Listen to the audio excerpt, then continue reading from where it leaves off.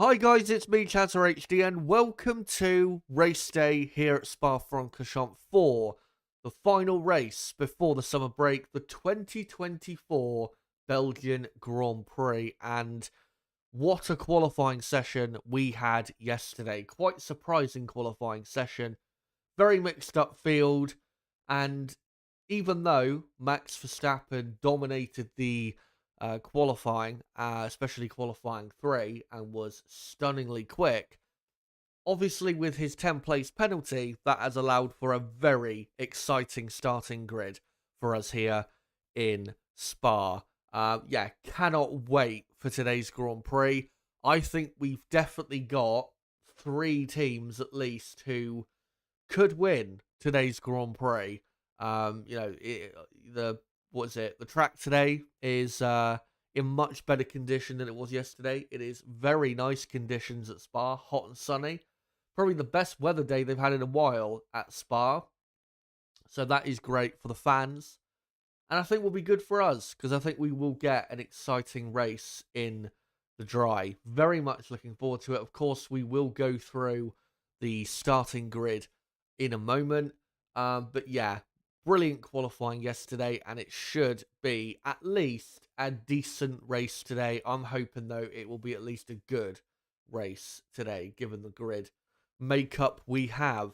But yeah, great to have you guys along. Obviously, this is the first race watch along I've done in about a month. The last one I did was the Spanish Grand Prix race watch along, a race that was decent in the end. We had some decent moments in that one, but it wasn't quite as good as we were hoping coming out of the qualifying we had that weekend. Of course, I was going to do a race watch along for Silverstone, wasn't able to do that.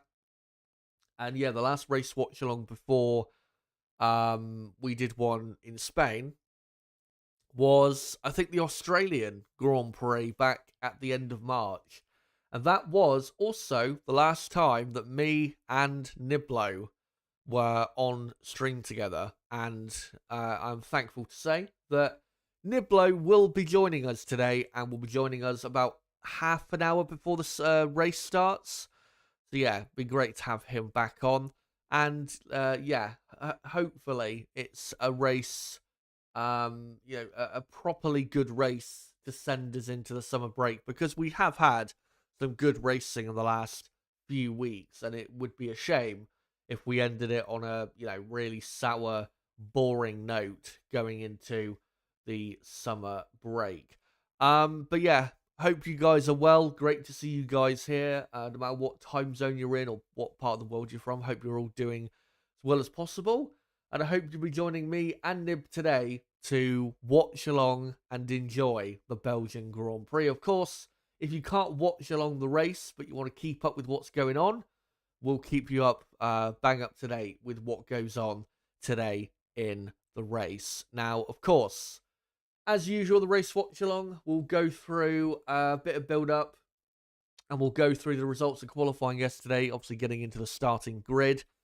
We won't be getting into, though, the sector and speed trap data from qualifying yesterday because, of course, today it's dry and yesterday it was wet, so that data is skewed, really, and doesn't really matter whatsoever in relation to today. So we won't be looking at that data, but of course we'll look at the long run data from Friday's practice 2, just to see on the long runs who has a good car and who does not.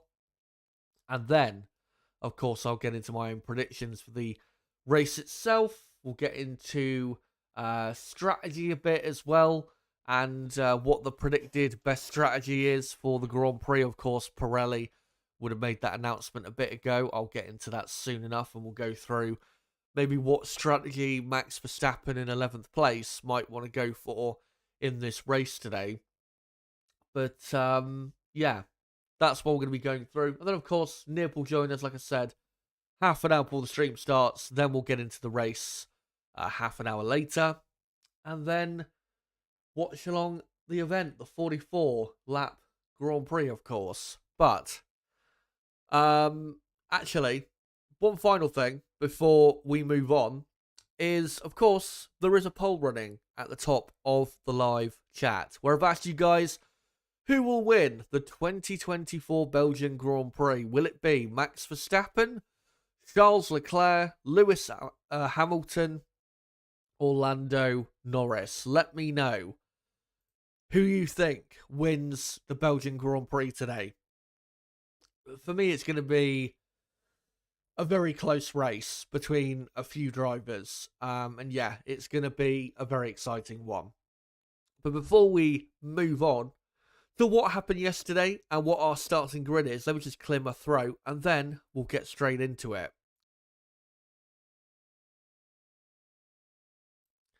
So, let's have a look at the results of qualifying yesterday. So Max Verstappen absolutely dominated the proceedings yesterday. 0.6 of a second quicker than the next car of Charles Leclerc in the wet, and Verstappen clearly showcasing why he is still easily the best driver in the world. But Charles Leclerc, he, with his lap, put up a pretty good claim for why he is one of the best drivers in the world also. That lap he did at the end of Q3. And I know Ferrari had saved a set of tyres, which really did benefit Leclerc compared to some of his other rivals. But Carlos Sainz, for example, had the same situation, didn't deliver. Leclerc, though, got absolutely everything he could out of that car and just about got ahead of Sergio Perez and Lewis Hamilton. And Ferrari, for the first time since Monaco, will start on pole position. And for the third year in a row, will start on pole position at Spa. Quite incredible. Nobody saw it coming. Ferrari were not too bad in Q1 and Q2. But yeah, Leclerc, with that final lap, just pulled out an incredible lap, really from nowhere. Sergio Perez, credit to him as well. Obviously, he's been in very bad form, as of late. And it wasn't expected that Sergio Perez was, going to do what he did. So yeah, credit to Sergio Perez for getting such a great result, which does help Red Bull's chances today. Mainly with Max Verstappen, because if Perez, of course, can catapult himself into the lead with the slipstream on the Kemmel Straight into Les Combes, that will help Max Verstappen massively. Because we know Max Verstappen is quicker, much quicker than Sergio Perez around this circuit. So if Perez can get into the lead and hold the rest of the pack back, that will massively help Max Verstappen's race. But as we saw on Friday, Sergio Perez's pace in the dry, not just compared to his teammate, but compared to everyone else, was quite a bit worse than what we saw in the wet yesterday. So, might be a bit too difficult for Perez to do that, but we will see what he's able to do. But yeah, still crucial that he's qualified, up in third place. Something that he was needing a few races ago. May be too little too late for Perez, but yeah, great result nonetheless. Lewis Hamilton also, I have to shout out, brilliant lap, because Mercedes yesterday and this weekend have not been quick. They actually threw away the new upgrades that they brought this weekend because they didn't have any conclusive proof that they actually made the car better. So it was the, I guess older spec of car, older spec being, the spec of the Mercedes car basically that we saw last week in Hungary. And yeah, Mercedes have not been fast this weekend in the dry or the wet. So for Lewis Hamilton to drag that car ahead of the two McLarens, out-qualify his teammate by quite a bit in terms of lap time, and not be that far away from what would have been a pole position is, an incredible job by Lewis Hamilton. And of course, he will start in third, and then it will be Lando Norris in fourth, Oscar Piastri in fifth. McLaren may have set their car up for the dry. I think that very well could be the case, but I still think, looking at qualifying yesterday, they could have done a better job, because there were parts of qualifying yesterday where they looked like they were on probably for a better result than what they actually ended up getting. So yeah, still disappointing result, but I think they will have a much better session today, and I think they will have a very, very good chance at winning today, especially with Max Verstappen back in 11th on the grid. Because that McLaren car, as we saw on Friday in the dry, was very, very quick. George Russell 7th, he was disappointing, I'd have to say, in the Mercedes. But, I mean, he's going to be 6th on the grid, so he's still in the mix, which is at least something. Carlos Sainz 7th, as I said, he was quite poor at the end of qualifying. As Martin Brundle said on commentary during Carlos Sainz's final qualifying lap, he was just overdriving the car, and that's why Carlos ended up so far down. Fernando Alonso did a good job. He will start in 8th. Esteban Ocon, great job by him. He will start P9. And then it will be Alex Albon, who qualified 11th. He will start in P10. And then it will be Max Verstappen in 11th place. Max, as we'll get into later, he can win from 11th place, but it will not be anywhere near as easy as it was a couple years ago, where he won from, 12th or 13th on the grid, because the pace difference in the dry, remember, not in the wet, in the dry, the pace difference between the Red Bull and the McLaren and the Ferrari isn't as big as you would think it is. So, yeah, we'll get into that a bit later. But, the rest of the field, so it'll be Max Verstappen, like I said, in P11. Pierre Gasly will be 12th. Gasly did an okay job, I would say, in qualifying. Daniel Ricciardo, 13th. We did see on Friday Racing Bulls running with not a lot of downforce, so maybe they've just gone for a really, dry setup. And if that is the case, then Ricciardo, I'd have to say, he's done a good job to get 13th on the grid. Valtteri Bottas, 14th. Lance Stroll, 15th. Stroll was hopeless in qualifying. Hülkenberg, 16th. Magnussen, 17th. No surprise, Haas were not good in wet conditions, but they do believe they'll be a lot better in the dry today. I mean, we saw on Friday they were, Kevin Magnussen was in, was it 8th place? Something like that in practice too. And then Tsunoda qualified 18th, but Yuki Tsunoda will start 20th because he has a 60 place grid penalty.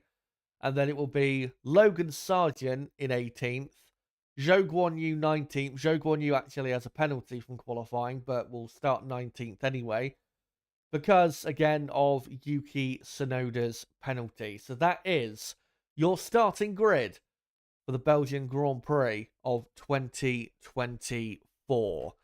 And like I said, especially if we go back to the top 10, it's very nice and mixed up, especially when, if you remember back to Friday and who out of the top teams, who was where, where we had, McLaren and Red Bull at the top, Ferrari were like a distant third, Mercedes were quite far off as the fourth best team, and we're almost mixing it with the midfield, you would say. Looking at this grid, it's swapped around, I think, perfectly, having Ferrari and Mercedes, their cars in the top 3, having Perez right up there when he was so slow on Friday. McLaren obviously on Friday was so quick, but now they're 4th and 5th on the grid. So yeah, I think the top 10 especially is really perfectly set up for this Grand Prix. But again, we are not going to get onto the sector time or speed trap data because, again, obviously qualifying yesterday was wet. Today it's a dry race, so it's meaningless data. It won't tell us anything about, possibly what could happen here today. So what we're going to get into is the long run data from practice 2 on Friday. Now, If I just get it up, there you go.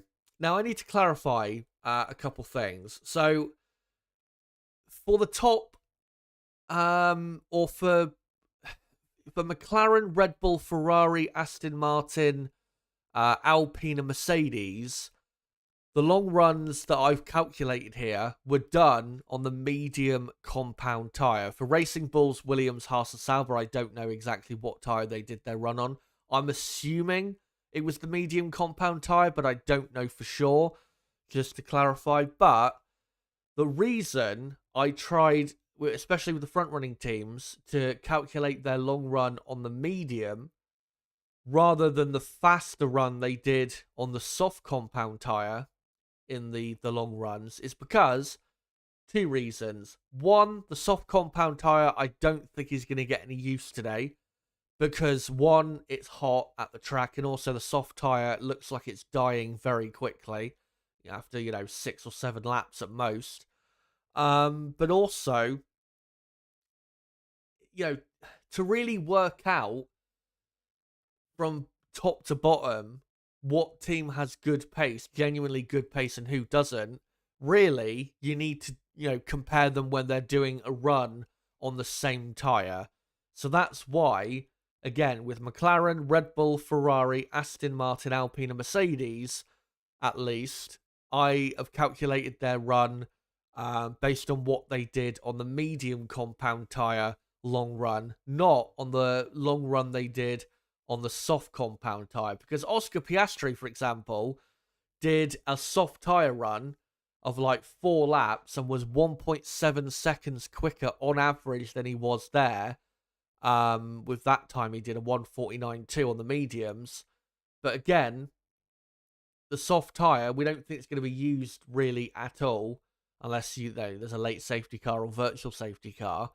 But again, because the medium tyre is probably going to be the tyre of choice, at least for the start of the race, we get a better idea if we compare them all on the same tyre as to who genuinely has good pace. So, McLaren, in the dry, have, it appears, the best race pace. That's how it appeared on Friday. Of course, on Friday, it was overcast, dull conditions. It wasn't cold. It was a decently warm temperature for Spa, but it wasn't as hot as it's going to be today. So that might make a difference today. We'll have to see. But McLaren, based on what the data said from Friday on the medium compound tyre, McLaren had the best long run pace. A 1:49.2 was their average lap time. Red Bull, third of a second back. So Red Bull's pace in the dry, like I was saying, it's good, I guess you would call it, but not great. But, with Max starting in 11th place, it's probably not good enough, their long run pace, if obviously all the teams do show this pace in the race. It probably isn't good enough, Red Bull's long run pace, for him to win from 11th place, you would think. Unless he produces an absolutely incredible drive. And I've got to be honest, unless he gets properly lucky today with, a well-timed safety car, red flag, virtual safety car, whatever, if it's a clear race, no safety cars, virtual safety cars, red flags at all, and he ends up winning the race, then I think it'll be an even better, much better drive than what we saw from him 2 years ago. Because 2 years ago, Red Bull had, in the dry and the wet, at this track, a clear, massive pace advantage. But here, in the dry, they don't. They don't even have the best car in the dry. So, yeah, I would be amazed if Max Verstappen won from 11th place. Ferrari, I've got to say, their pace on the medium, pretty, I'd say decent, if not good, compared to what we've seen in the past few races. I mean, 0.6 of a second off McLaren there and 0.3 off Red Bull. Maybe doesn't sound great, but that is with Carlos Sainz Charles Leclerc this weekend has been regularly at least a couple tenths of a second quicker per lap than Carlos. So if that keeps up, then Leclerc, I think, could probably maintain a pretty good race pace today. And, if McLaren do struggle to overtake Hamilton and Perez, I think Leclerc, out in the lead, might be able to build a decently sized lead again if McLaren do run into any trouble trying to overtake. So yeah, Ferrari's pace is still not good, and probably still not good enough to win, but it's better than expected, I would say. Kind of like what we saw in Hungary, where they were quite a bit better than expected there. I think we're probably going to see something similar today. Aston Martin's race pace, pretty good. See if they can keep that up. Racing Bulls and Williams as well. Good long run pace. Alpine, pretty decent. Mercedes, down in 8th.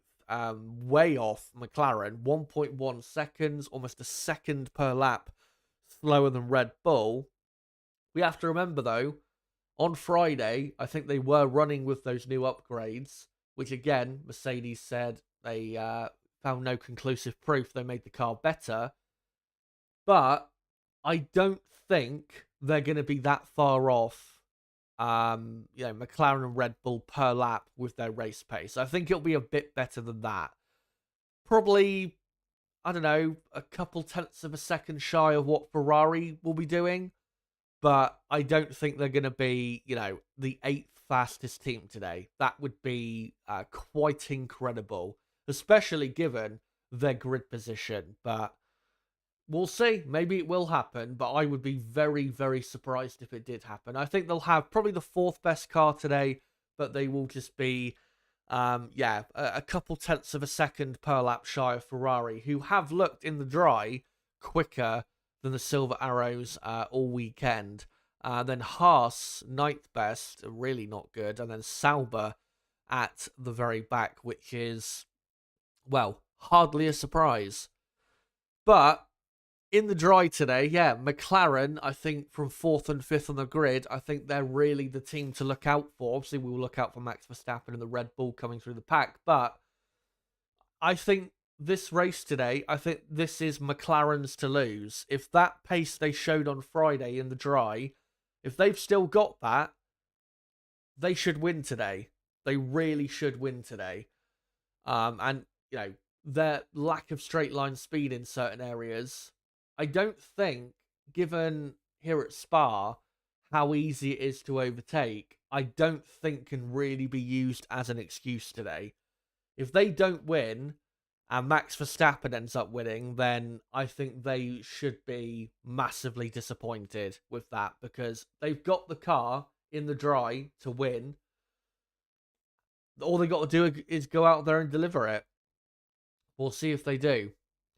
But talking of my, not talking of, but what is it? With my prediction for the race, let's get into that prediction for the race. Make sure, though, guys, in the live chat, to let me know, what do you think will happen in the race today? Do you think McLaren will win from 4th and 5th on the grid? Do you think Ferrari can hold on to victory? Do you think somehow Sergio Perez could win? Or Lewis Hamilton could win? Or do you think Max Verstappen from 11th on the grid will grab victory? Let me know in the chat. And also in that poll running at the top of the live chat, just to answer a couple people in the chat, I think Mickey saying it should be a dry race, but in Spa it could rain any time. That is true, but I have seen a couple support races so far from Spa, and it is not just sunny, it is clear skies. There is not a cloud around. And looking at the weather radar, there is not a band of rain within 1,000 miles, by the looks of it, of Spa. So no chance of rain today. 0% chance of rain today. And that's what it says on all the weather apps that I'm looking at. But yeah, let's now get on to my prediction for the race, which is quite peculiar, probably, to some of you, but let's get into it, and I'll explain why I think this prediction will happen. So for the second week in a row, I think Oscar Piastri will win in Formula One, just about from a second from Charles Leclerc in second place. He'll pass, I think, Leclerc, I don't know, in the last few laps of the Grand Prix. And then Leclerc will finish in second, just about holding off Lando Norris in third. Max Verstappen will finish in fourth. And what I think will happen is Max will probably be on like fresh tyres towards the end, but just won't have enough time to catch and pass the top three to win the race. Lewis Hamilton then I think will finish in fifth, with Carlos Sainz in sixth, Sergio Perez seventh, George Russell eighth, Esteban Ocon I'm going ninth, and Fernando Alonso I think will finish in P10. Now, let me explain why I think Piastri will win the race today, even though he's starting behind his teammate Lando Norris. This race today is, from McLaren's perspective, they most likely have got the best car in the dry for this race. But because they're starting fourth and fifth, there is quite a bit of pressure on them to get some overtaking done. And with Lando Norris, as we have seen in the last few races, he has not been the greatest at delivering under pressure, especially at the start of a Grand Prix. Which is why I think Piastri will pass his teammate on the first lap, and I think he will be the main McLaren coming through, passing Hamilton, passing Perez, and like I said, in the last few laps, will pass Leclerc to win the Grand Prix. But it will be close between the two McLaren drivers the whole race through. But I think, like I said, Piastri will get ahead of Lando at the start and will be the main man for McLaren, and he will grab the all-important race victory for McLaren. And then, for Lando, I think he'll just finish behind Leclerc purely because Leclerc, has enough straight line speed to be able to defend pretty hard in that Ferrari car. And I think he will be able to keep Norris back before the checkered flag. Max, as I said, I think we'll have fresh tyres towards the end, but I think he'll run out of time to be able to catch and pass the top three. Lewis Hamilton, I think, will finish in fifth because Mercedes, I don't think, have the pace to finish on the podium today. Carlos Sainz, sixth. Carlos really cost himself in qualifying. I think if he had probably, qualified 3 positions higher, I think he probably could be in the fight for the podium today. But, really cost himself there. Sergio Perez, I think, will be 7th. His pace in the dry is a lot worse than it was in the wet. George Russell 8th, again, because Mercedes are not quick. And then Alpine 9th, ahead of Aston Martin 10th, with Ocon ahead of Alonso, because most of this weekend in the dry, and even in the wet yesterday, Alpine looked better than Aston Martin. And I think in the dry, especially, I think Alpine will get the job done. So, that's my thoughts, and I guess you could say conclusions as to why I think the top 10 will end up the way I have predicted it. But let me come back to here and get the timer back on screen for you guys. There you go. And actually, let me reset it because it's a minute wrong. So let me just quickly sort that out. There you go. So hour and a half to go until lights out in Belgium. Next thing we're going to go on to, though, is race strategy for today. But before I do that, just going to quickly clear my throat, and then we'll get straight into that and get into what the fastest strategy is for today according to Pirelli, and how that could affect today's race.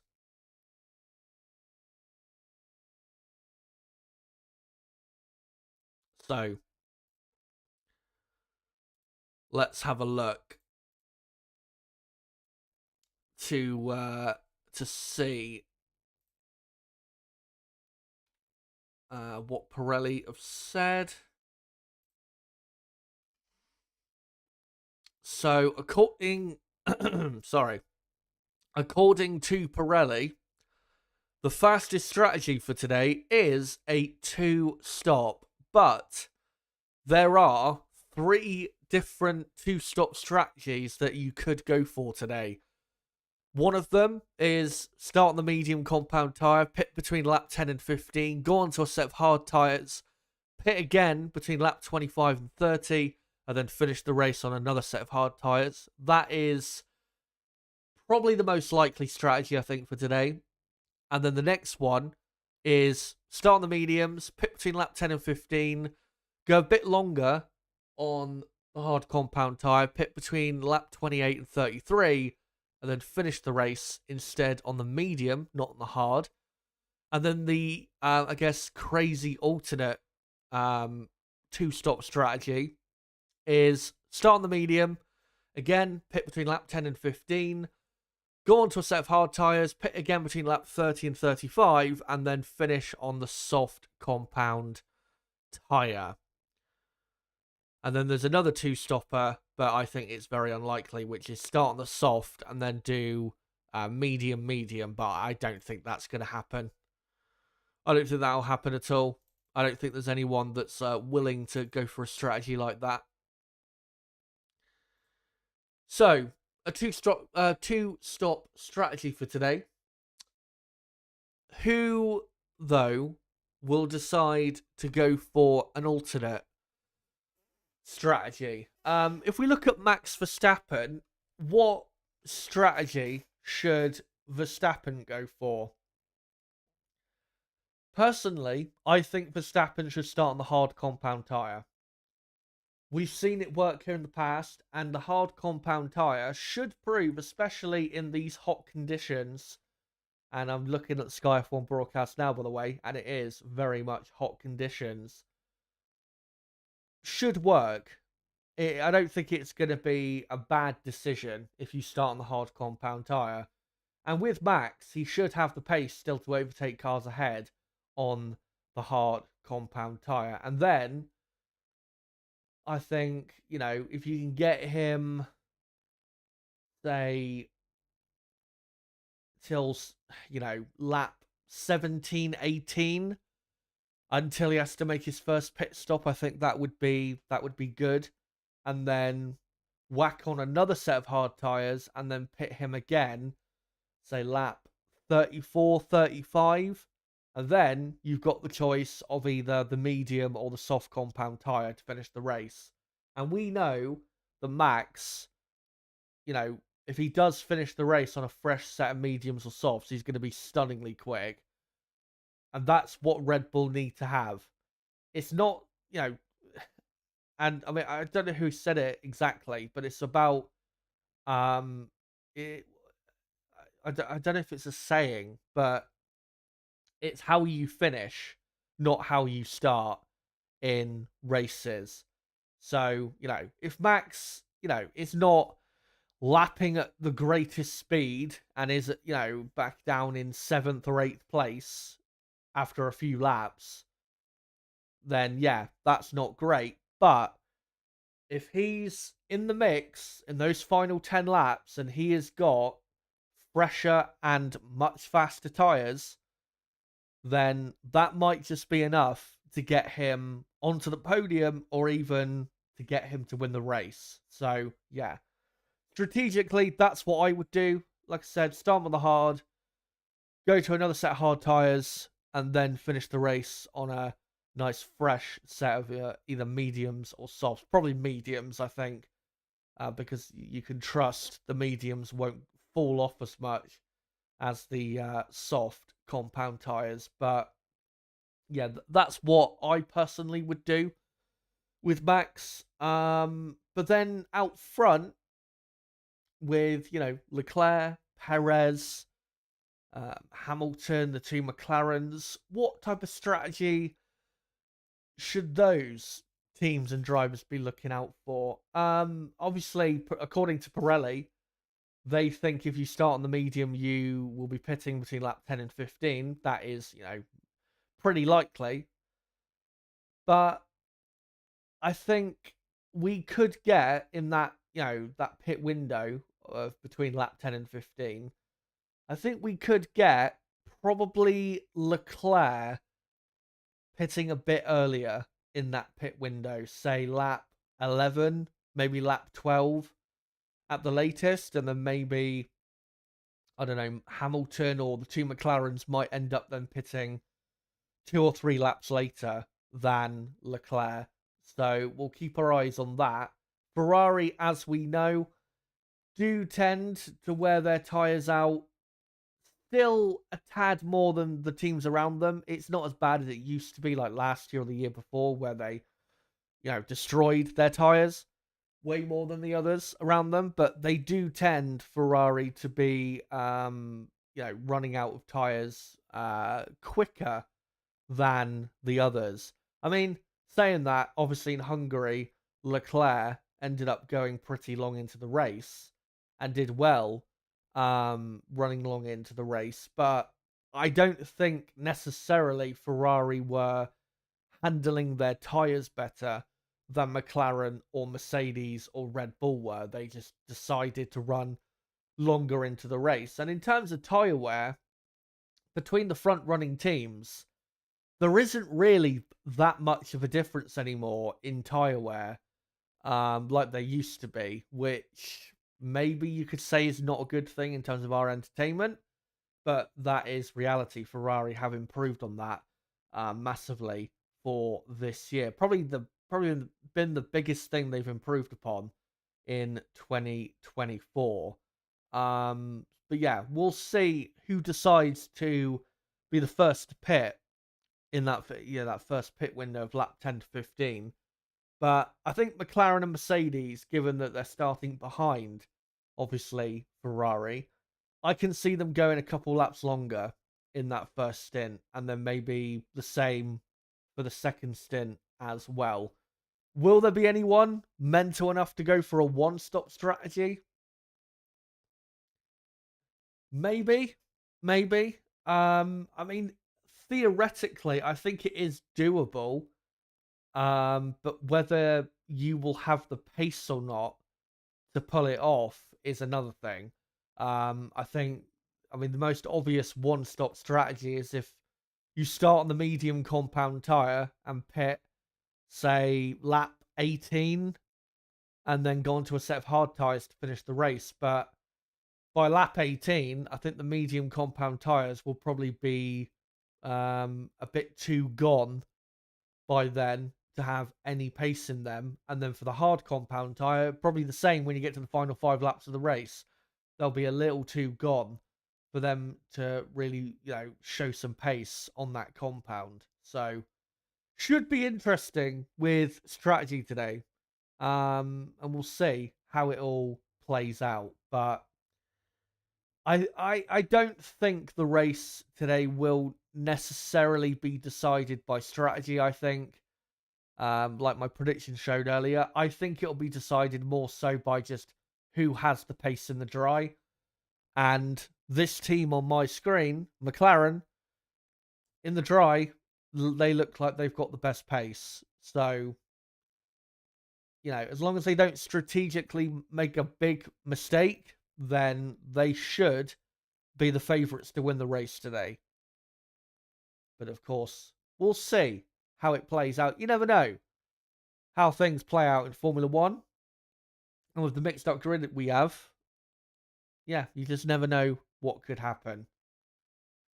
As Max Verstappen, I'm saying, being interviewed on the, what do you call it, driver's parade. But we've got, what, hour and 20 minutes to go until the race starts. So, for the next probably half an hour or so. I'm going to check in with you guys in the chat and read out some of your comments for the next, half an hour or so. And then, after that, I think I'll do a quick round of other teams and, again, my expectations for them. Reminder of what my predictions are. And then, of course, we'll bring Nib on around half an hour before the race begins. And have a chat with him about what he thinks is going to happen. But, let's see what you guys have to say. And, as well, if you are new to the channel, don't forget to subscribe for more content like this. And make sure to smash the like button. Of course, the like button, hitting that really does help the channel, helps with the algorithm. So it would be great if you could hit that. But, I'll go through your comments for the next whatever. And then we'll move on to something soon.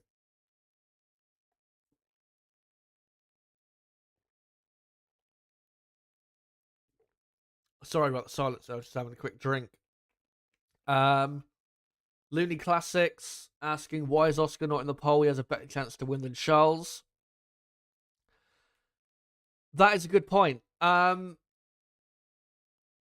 poll I made last night, and I had not made my prediction for the race when I had set that poll up.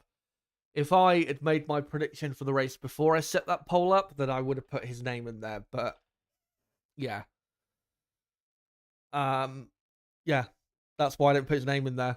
But I should have. Looney Classics also saying McLaren was slower due to having a dry setup. Max had to get pole to start at most 11th, so he had a high downforce setup.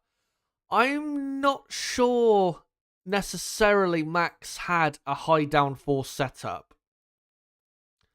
I'm not sure that's necessarily why he dominated yesterday. I think very well it could be because Red Bull were running, a tad more downforce than, say, McLaren or Mercedes or Ferrari were, but I don't think Red Bull were running that much more downforce. I don't believe that.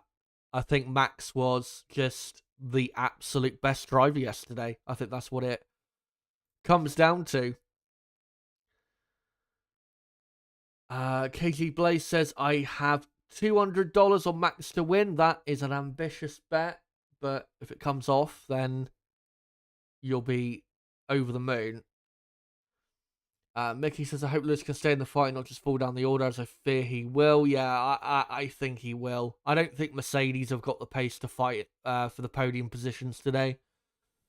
Mercedes have not been quick this weekend. Mickey also asking, if Norris is second and Oscar is first, do you think they will get team orders to give Norris the win? Well, it depends on, if Lando's right behind Oscar and Lando is quicker, then yeah, probably.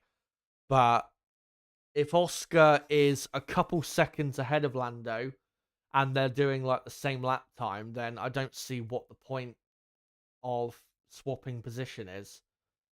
Yeah, Lando's second in the championship and he's what, 75 points or something like that behind Max, but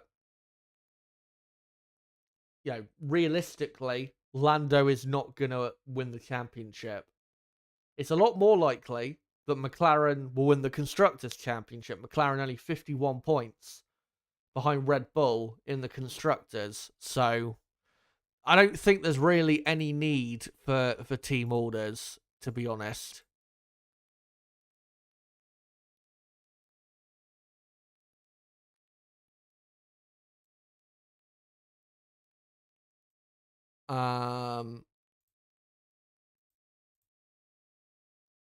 Let's find some other comments here. Damien, will the race be wet? No, it's going to be sunny and clear. Hello to Nib, by the way, who popped up in chat earlier.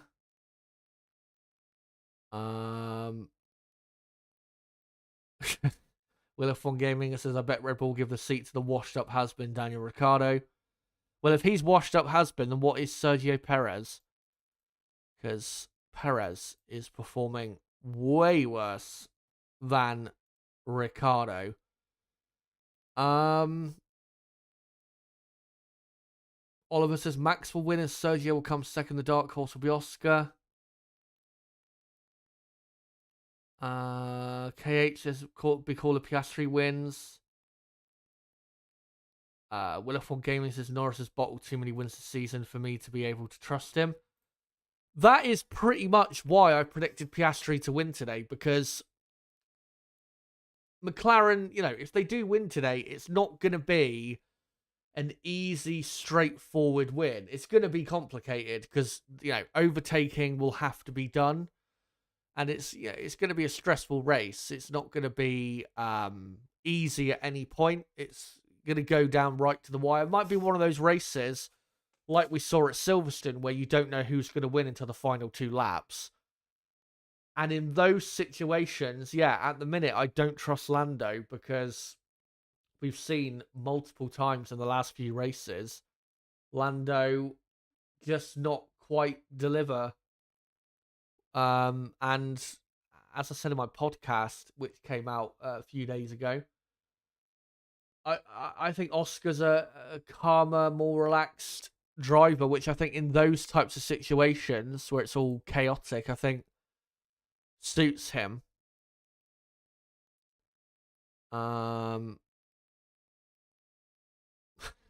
Nib saying Bando Boris, Josiah saying Pando Boris. Will says Norris is not an elite driver. I don't agree with that. He is an elite driver. He just isn't. He's not at say Max's level. But despite a lot of the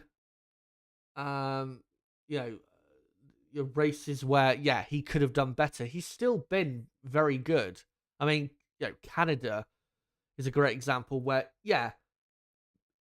probably could have won that race, but he still performed incredibly well and he still showcased some brilliant driving. So it's he's an elite driver. Let's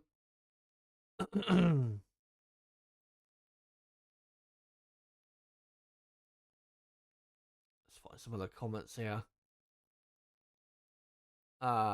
Mickey says, who thinks we'll see a safety car today? Hopefully not, but normally it's a lap 1 thing, innit? A safety car. How many times have we had crashes and contact on the first lap, especially at turn 1? Really hope we don't get that today, but I think I don't. Who was it? I think Piastri did have contact at turn 1 last year, but I'm not sure if it caused a safety car. But I do think one thing that helps not having as much crashes at turn 1 anymore is that gravel trap that we have now on the exit of turn 1. Because with what was there previous was the tarmac runoff, drivers I don't think would really mind if they went off the track because they would just keep their foot planted and come back on racing speed and sometimes would overtake people. That's actually one trick that Kimi Räikkönen had. If you go back and look, there was years in a row where Kimi would deliberately almost go off at turn 1 to avoid contact and then would, just keep his foot down and end up in a good position. But of course, now the drivers know if they go deep, they'll be in the gravel and they'll be out. I don't think it leads to as much,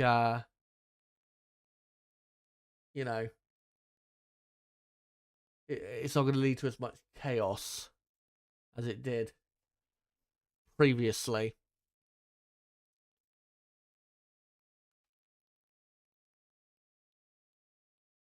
Mickey says if Perez crashes, could this then be his last race? It probably will. It might even still be, even if he finishes on the podium today.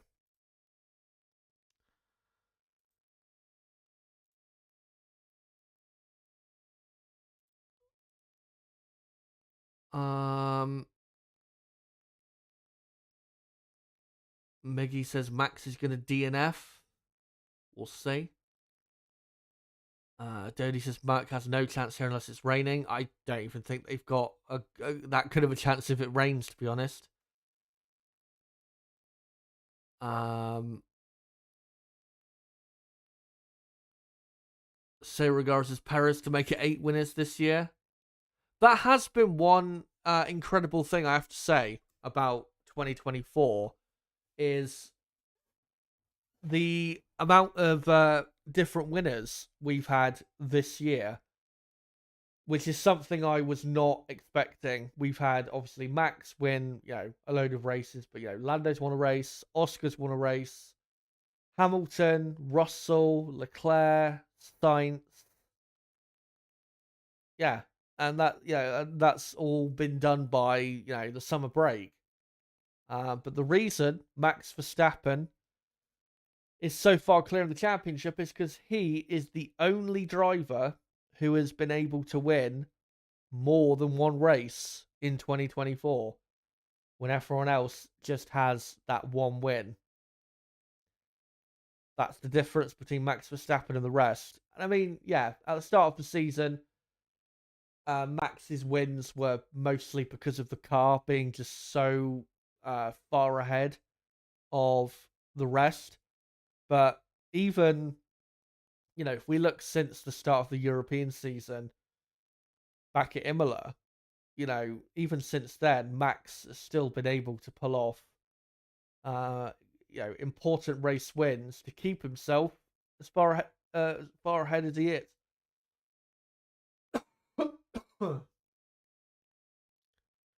But hasn't won Max Verstappen since the Spanish Grand Prix.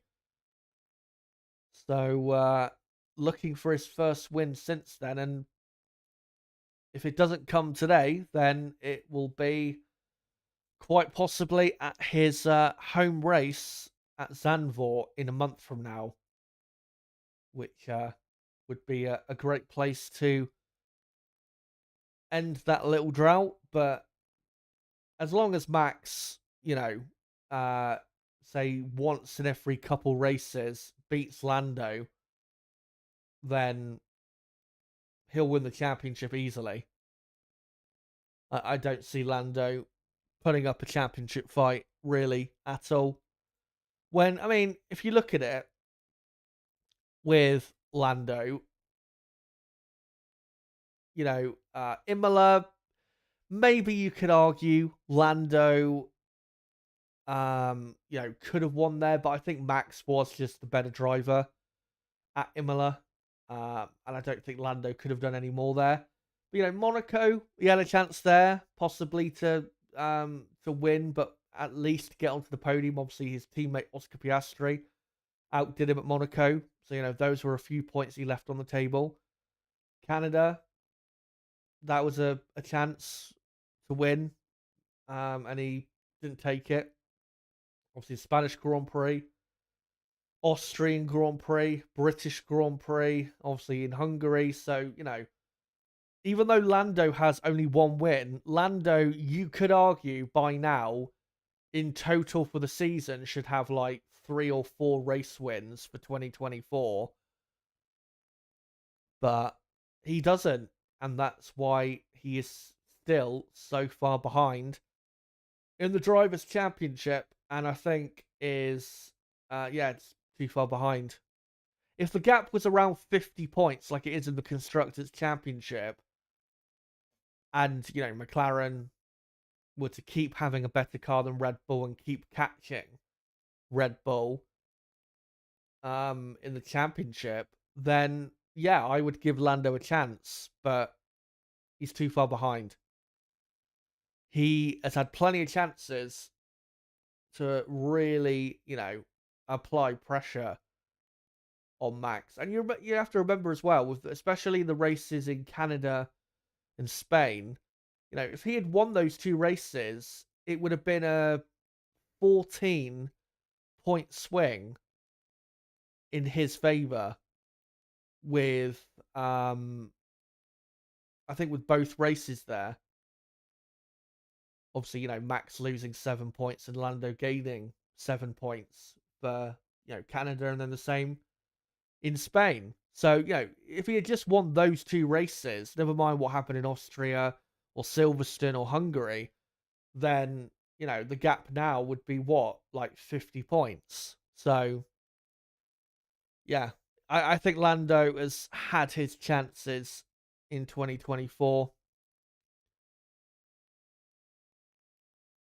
Bravamore says, I think McLaren's will be rapid. Same.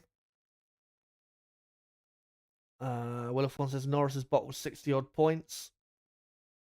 I'm not sure about 60 odd points, but I'd say there's at least 30 points that I can think of. That, he failed to score. Like I said, Canada, Spain, Austria, Silverstone, Hungary. The last, obviously, 5 races before this Grand Prix. He's had plenty of chances to really get his championship bid going, and he just hasn't.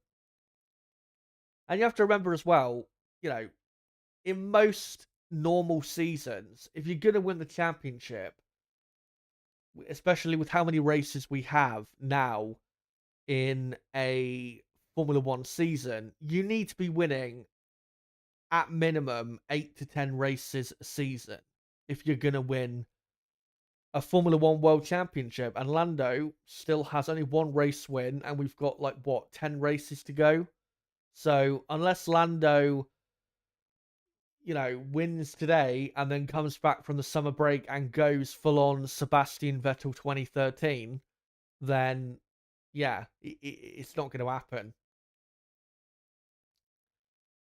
And that's why he can't win the championship, because he's left himself with too much work to do. And that's why Max will win the championship. And probably, I think Max will probably officially wrap up the championship.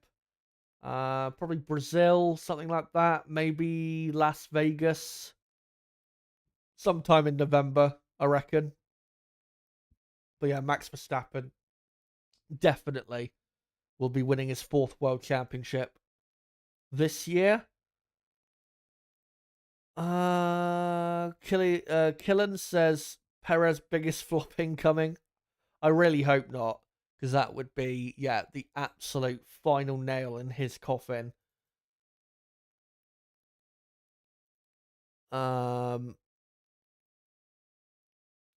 Will saying winning Imola, Canada, and Spain would have cut the gap down to 42 points. Austria, he kept doing stupid dive bombs. Hungary wasn't ruthless. Britain, they both bottled the win. Yeah. Like I said, he's had plenty of chances as Lando. But the gap is what it is. But on the constructor side, if McLaren keep up their strong performance and their 2 drivers keep up their performance level, then I think McLaren probably can win the Constructors' Championship, which would be incredible, by the way, because McLaren, the last time they won the Constructors' title was the year I was born. That's how long ago it was. 26 years ago. And it's incredible, in the 2000s that McLaren never won a Constructors' Championship. But yeah, if they were able to win that, I think that would be, for the team, an incredibly successful season. But if the Constructors' title was won by McLaren, what it would then do would put Lando Norris under the microscope of, well, your team won the Constructors' Championship, how come you didn't win then the Drivers' Championship? Because normally, in Formula One, if your team wins the constructors, normally the driver from that team wins the drivers championship as well. That's what normally happens. In odd years, you'll get like 2021, for example, where Max won the championship but Mercedes won the constructors. You get odd years like that, but normally the driver that wins the drivers championship, the the team who's racing for also wins the constructors title. So that's the I guess catch 22 for Lando is, if McLaren do win the constructors championship, then that opens him up to a lot of fair, hard questions of, how come you weren't able to win the drivers championship? And his answer, I mean, who knows what it will be. But it's a fair question to ask if McLaren do win the constructors championship. Breville says the only way Norris can win is if Max has a couple DNFs. Well, as we see in current F1, that is unlikely to, rely on your rival having some DNFs to be able to gain in the championship, because the cars today are so reliable. Selvin Hunter says Ham win, Max bin, and McLaren 2-3.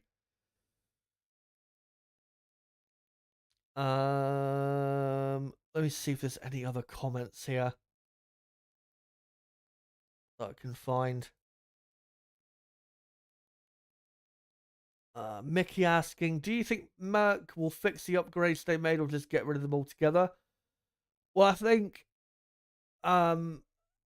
because obviously it rained a lot yesterday, they wanted to be sure of the car they had going into qualifying when they weren't really sure of the car they had with the new upgrades, because a big part of that upgrade was the floor. And of course, if they're not sure about that area of the car in terms of the handling, then they don't, want to take any risks. So that's why they took the floor off and the new parts off.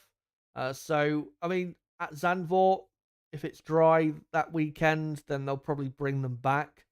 One thing I'm interested in, though, moving forward, is if Mercedes are poor today in the dry and that continues after the summer break, then that will be very interesting to me, because the FIA from this Grand Prix on has issued a technical directive on flexible wings. And of course, Mercedes have been the team this year that have been the most accused of having a flexible wing. Red Bull, obviously, after Mercedes brought that front wing upgrade in Canada that, transformed Mercedes' season, Red Bull complained and said, oh, it's a flexible wing, the FIA should do something about it. And then, this technical directive has come in. So what I'm most interested in is whether that technical directive will have a long-term effect on the Mercedes car. Because if it does, then they're back to square one and back to being, basically a midfield team. But we will see.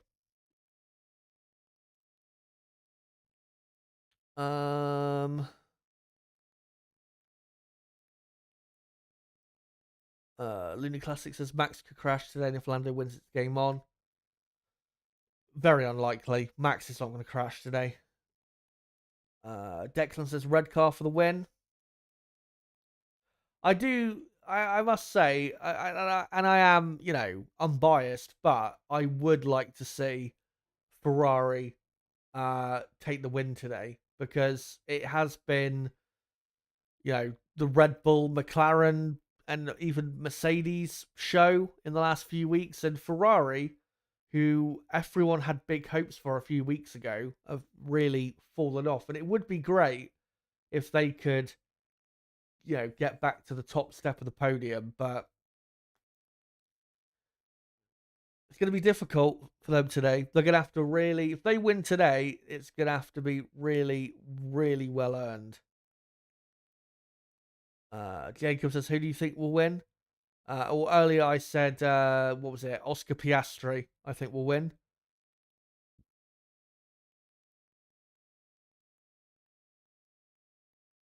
But is there any more comments here I can find?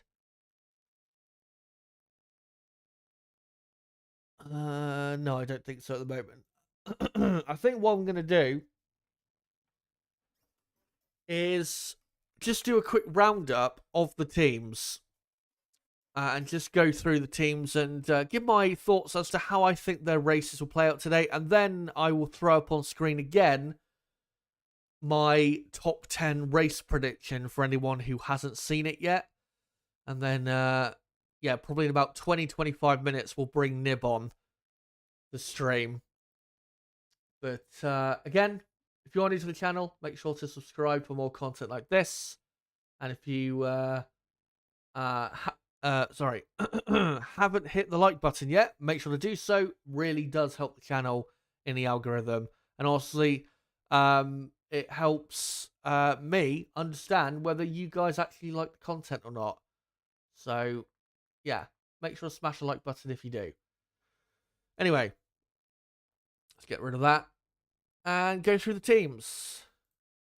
So Red Bull, yeah, Max Verstappen starting in 11th. Like I said, I think the best strategy for him today is to start the hard tyre, go on to another set of hard tyre, and then finish the race with nice, fresh, soft tyres, and just have softer tyres for the more important latter parts of the race. And if he does have very strong pace today, that could be the difference between him, winning the Grand Prix today. Do I think he will win the race today? No, because I think in the dry, Red Bull are not as quick as they need to be for Max to come through legit and win from 11th place. Sergio Perez in second. He, though, can play a massive role for Red Bull and Max. If he can get into the lead on the first lap and then hold the pack up for a few laps, that probably could be the difference between Max winning and losing the Grand Prix today, because that will allow Max to really get into things and not be, in terms of time on track, that far off the race lead. But, if McLaren quickly get into the lead, or Leclerc's in the lead, and Max is having to deal with traffic and that, obviously Max will be a bit further off in track time behind the leader, and obviously needs to keep close. So, yeah, we will see with Max whether he's able to keep close if Sergio Perez can get into the lead. But realistically, I don't think Red Bull can win today. If Max does win today, though, then I think it's going to be probably the best drive of his career if he wins this Belgian Grand Prix. Ferrari, obviously, starting on pole for the third year in a row here at Spa. Charles Leclerc on pole. Brilliant lap in qualifying yesterday. One of the best laps of the year from Leclerc. And it's going to be tough for him to win the race today. Many fast cars around him. Sergio Perez, even though he's not quick himself, I mean, he is still in a quick car, the Red Bull car. And then obviously got the McLarens in 4th and 5th. Very, very quick on McLaren in the dry here at Spa. So it's going to be tough, but if Leclerc can get absolutely everything out of the car and Ferrari can get the strategy right, then they can give themselves every chance of winning today. Carlos Sainz, will see what he can do from, P7 on the grid. Realistically, I think he can't do much better than where he is on the grid. Obviously, given that Max Verstappen is starting behind him. So, yeah, 6th or 7th is where Sainz is likely to end up. Mercedes-Benz, 3rd and 6th on the grid, which is pretty good considering they've had a pretty poor weekend. Lewis Hamilton, a great job in qualifying yesterday. Mercedes, I think the only hope they have is just hanging on maybe in a DRS train to the pack ahead to try and keep themselves in the fight. But if they can't do that, then, yeah, they are in trouble. And I don't think, unfortunately for them, they will be able to keep themselves in the fight, because I just don't think they've got the pace at this track this weekend to be fighting for the race win and probably not even the podium, unfortunately, for them. But I think a top 5 is still possible. It's still a decent amount of points should be on offer for Mercedes, but they just don't have the pace this weekend to really be a massive factor, I would say, in this Grand Prix.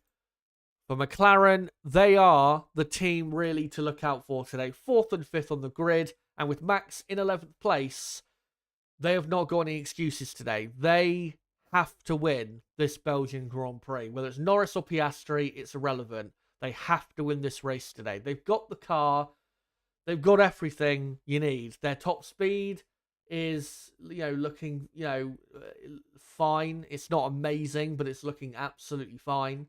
And here at Spa, it's not that hard to overtake, especially with such a long DRS zone on the Kemmel Straight.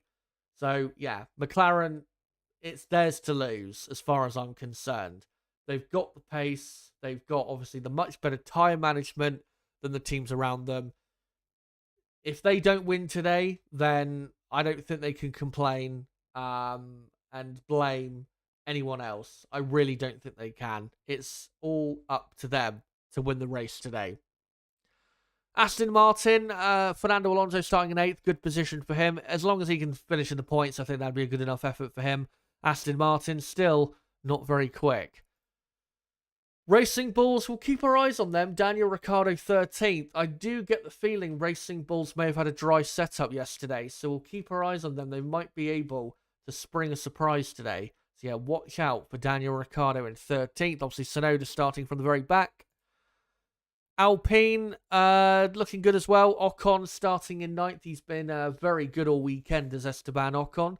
And Alpine in their very nice Deadpool and Wolverine livery are looking very good for the Grand Prix today. They've looked good in all conditions here at Spa, which is good to see because Alpine did drop off for a couple races and just suddenly fell away, which was a bit alarming for them. But good to see that they're, I guess, back on the pace that really they should be.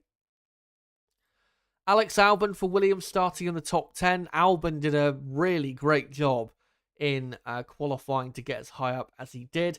Williams' race pace does look pretty strong, so maybe Albon can spring a surprise and end up in the points. We do know he has a very good record here at Spa. Does Albon? He's always been a top performer at this circuit, so we'll see if he's able to put in another brilliant performance. Sauber, no chance of points. Their car's too slow, and Haas, unfortunately, are just a bit too far back on the grid, I think, to really have a big effect on what happens in the top 10. But here's a reminder of my race prediction. I think Oscar Piastri will win for McLaren by about a second from Charles Leclerc 2nd, Lando Norris 3rd, Max Verstappen 4th, Hamilton 5th, Sainz 6th, Perez 7th, Russell 8th, Ocon 9th, and Fernando Alonso in P10. Make sure to vote in that poll. Let me know who you think... Oh, let's not go on to that. Let me know who you think is going to win the Grand Prix today. As, hold on a sec. There you go. Timer back on screen. About 45 minutes to go until lights out at Spa. And I think what I'll do is read out a few more comments in the chat. And then I'll post the link of the stream back out, and then I'll probably bring Nib on. So, yeah, let's just read through a few more comments. Looney Classics says it's not unlikely Max will crash. He's starting 11th and could get taken out. I mean, if, it's the greatest word in sport, isn't it? The word if. A million things could happen at the start, but realistically, I don't think it will happen because again, with that gravel trap we have, drivers are not as likely anymore as they used to be to go, charging into turn one. And I think, we've got sensible enough drivers in that area to not have a massive crash. So, yeah, it should be fine. It should be fine. Hello to Astro. Good to see you, mate. Obviously, I know you've been praying for these race watch-alongs. What do you think Daddy Rick will finish, Chaz? I don't know, P12, maybe P11. I'm not. I don't think he'll get in the points, but I think he won't be far off.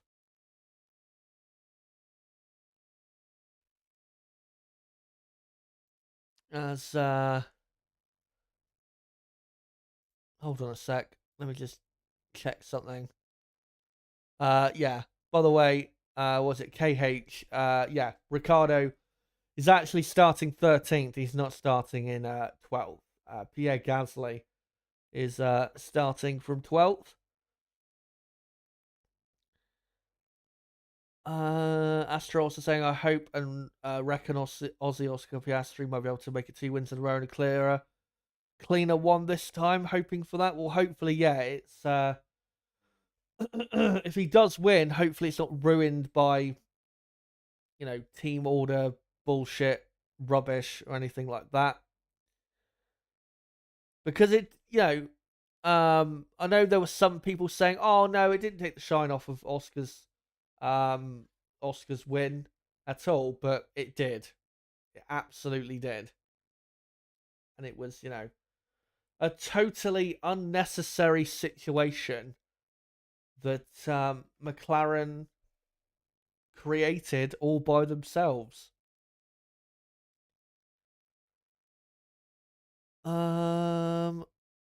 Let's see if there's any other comments. Make sure to keep them coming in the chat. And again, if you haven't already, make sure to keep voting in that poll in the live chat.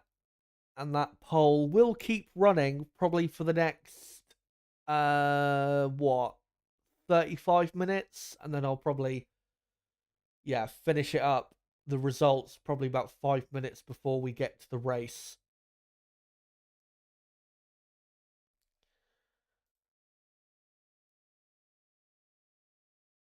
G Walker says, hopefully Ricardo top 10, get points. Good day, morning F1 fam, Lando for win. Good to see you, mate. Let's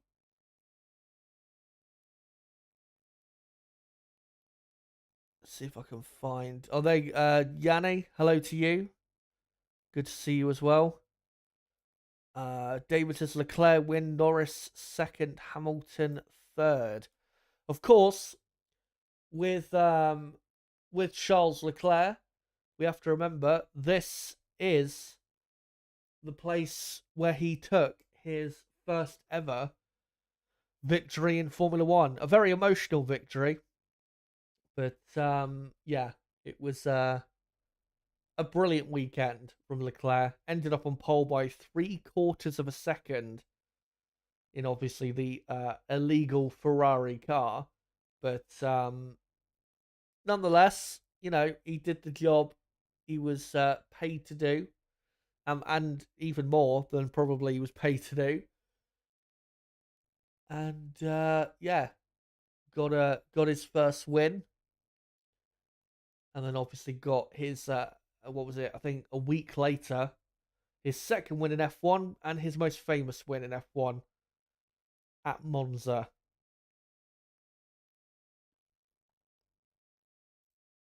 But one thing as well, and Sky have already gone over this in their build up to the race, but of course this weekend marks not in terms of the time of year, but of course 5 years ago at the 2019 Belgian Grand Prix weekend was an awful weekend where we had obviously the death of Antoine Hubert.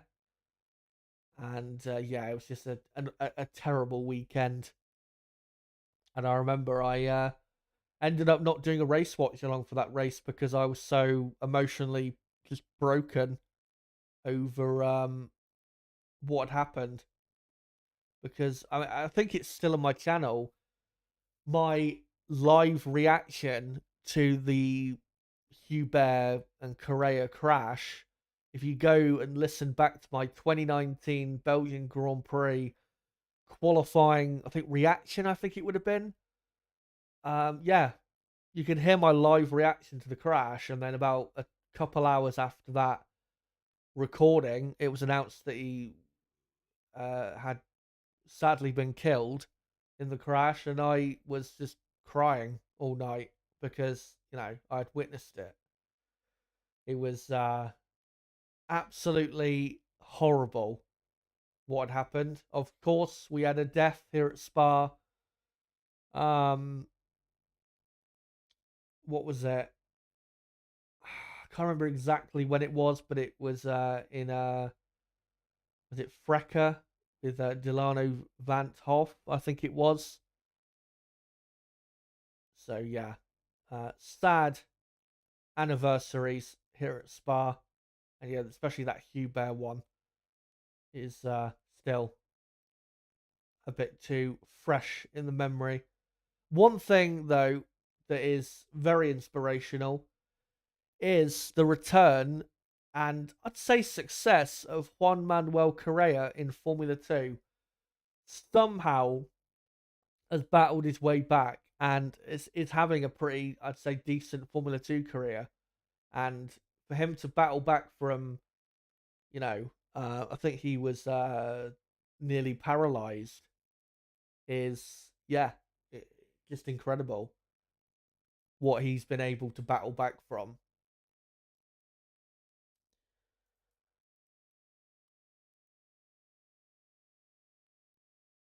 Um, KH says the history of the first lap, first corner crashes could be a factor. We'll see. G Walker says, good to hear your voice broadcast, Chazza. Cheers for that. What do you call it? One thing I do hope is we don't get a front runner, eliminated on the first lap like we have the last couple years. Obviously, 2022, it was Lewis Hamilton. I mean, which was all Lewis Hamilton's fault, but still. And then last year, last year we had Oscar Piastri. But with Piastri, I can't even remember what it was. I know it was a suspension failure, but I can't remember how he broke it.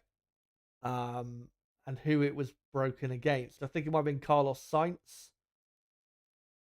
But yeah, I hope we don't get any as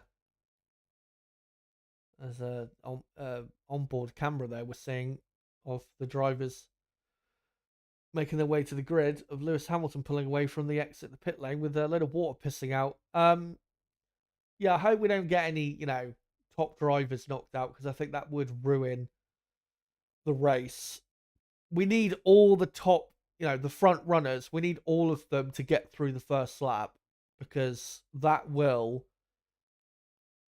make for a better race. If we have, half of them get wiped out, then I think it will make for a worse race, to be honest. But let me just quickly post a link for the stream out, and then I think I'm going to bring Nib on to the stream. So just give me a couple moments whilst I do this. So come join us here to watch along the Belgian GP at Spa.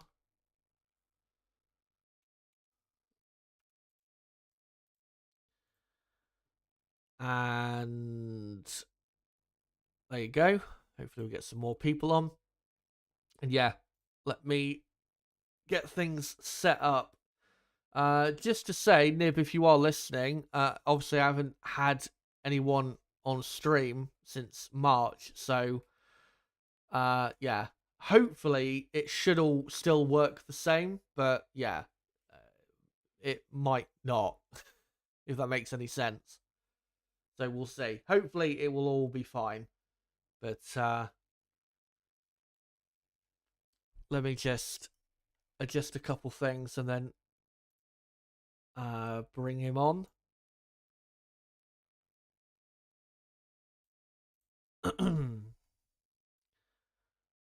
Right. And he's not there yet. So we'll wait till he hops in to Discord whenever he's ready. And then we'll bring him on.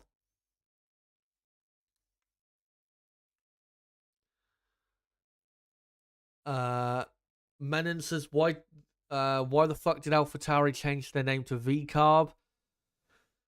Well, for sponsor reason. That's why they're, Visa, Cash App, whatever the fuck. Because yeah, it's all for sponsors, all for that sweet dollar. That's what it's all about.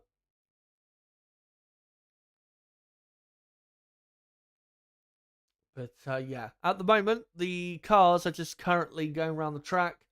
The pit lane shuts in 3 minutes, so pretty much all the cars have left the pit lane now, and they're just making their way to the grid. Good thing about Spa being long is obviously the drivers, they get a good they'll already have a good understanding of how the car's handling before obviously the race, because there's so many corners here at Spa as Ferrari release Charles Leclerc from the garage. So yeah, that will be great for all the drivers. And that's really what it's all about at the, when you're doing those laps to the grid. It's about finding out how the car feels and if there's any issues, of course. Remember last week in Hungary, Lando Norris, he had a throttle problem and they were able, thankfully, to fix it before the start. As on Sky F1, they're just showing a replay of the start of last year to illustrate the slipstream effect, and how important it is to have it up to Lake Com. And for some reason, I cannot remember last year's race because I wrongly claimed in my qualifying preview a couple days ago that Max started on pole last year, but he didn't. He had a grid penalty there as well for a gearbox penalty. So Leclerc started on pole here last year as well, but for some reason I don't remember anything about last year's Belgian Grand Prix other than Piastri Sainz had a crash, and I think I remember the result being, what was it? It was Max, Perez, Leclerc, Hamilton. I think the top four. But yeah, let's now, I think, bring Nib on. Let's see if this is all gonna work.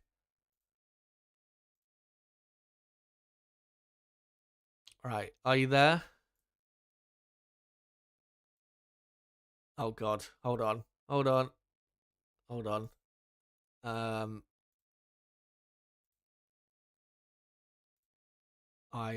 Yeah, we can't hear you yet, so hold on a second. Have you got the wrong source in? Mate? As yeah, I think it's just output. It'll be one of the output settings. So let me just sort this quick.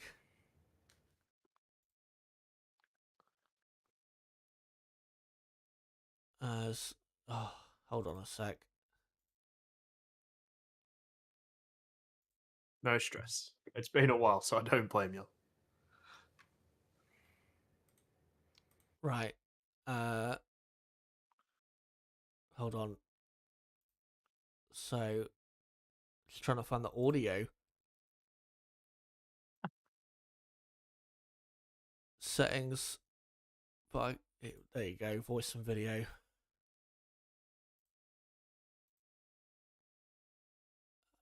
Keep speaking. Hello, hello, hello, hello, hello. Pando Boris, Pando Boris. Right, keep speaking. Right, hold on. Right, I can hear you now, but they can't hear you. Hold Alright. on. Right, there you go. Now they can hear you. Alright, there we go. Right. They couldn't hear me saying Pando Boris, Pando Boris. How are you? I'm very good, mate. What about yourself? It's been a long time since we've done this. The sport is no longer absolutely fucking boring. How good is that? Yeah, last time was Melbourne, which was how long ago? Shit. 4 months. That's 4 months ago. Yeah, Yeah. yeah. Red Bull 4.5 months obviously. ago. Yeah, Red Bull were miles clear of everyone, and I think that race, if I remember correctly, Max DNF'd, and we ended up having a really boring race. But yeah, things have since then just dramatically changed around. And but I that's really what I want to talk about before we talk about anything regarding this Grand Prix is say since McLaren, improved and obviously they won in Miami, what have been your general thoughts of the season since then up to now in terms of, the fight with, McLaren, Red Bull, obviously Mercedes have improved, Ferrari gone backwards. Yeah, what are your general thoughts? Well, it's been pretty good, especially since really Austria. I mean, every race has been pretty good. I mean, we thought that Ferrari were going to be there after Monaco. Of course, Monaco is quite an outlier of a track in terms of performance, but the way that Ferrari performed there, we thought, oh, here we go, Ferrari might be good, and then they've been really nowhere. They've just been able to pick up the scraps of anything that's happened at other races. But no, it's been really good, especially with McLaren picking up their pace and Norris lifting his game quite a bit to challenge Max at times. And of course, last weekend, well, that was quite something, wasn't it? That Yeah. was quite something. Imagine if we were live for that.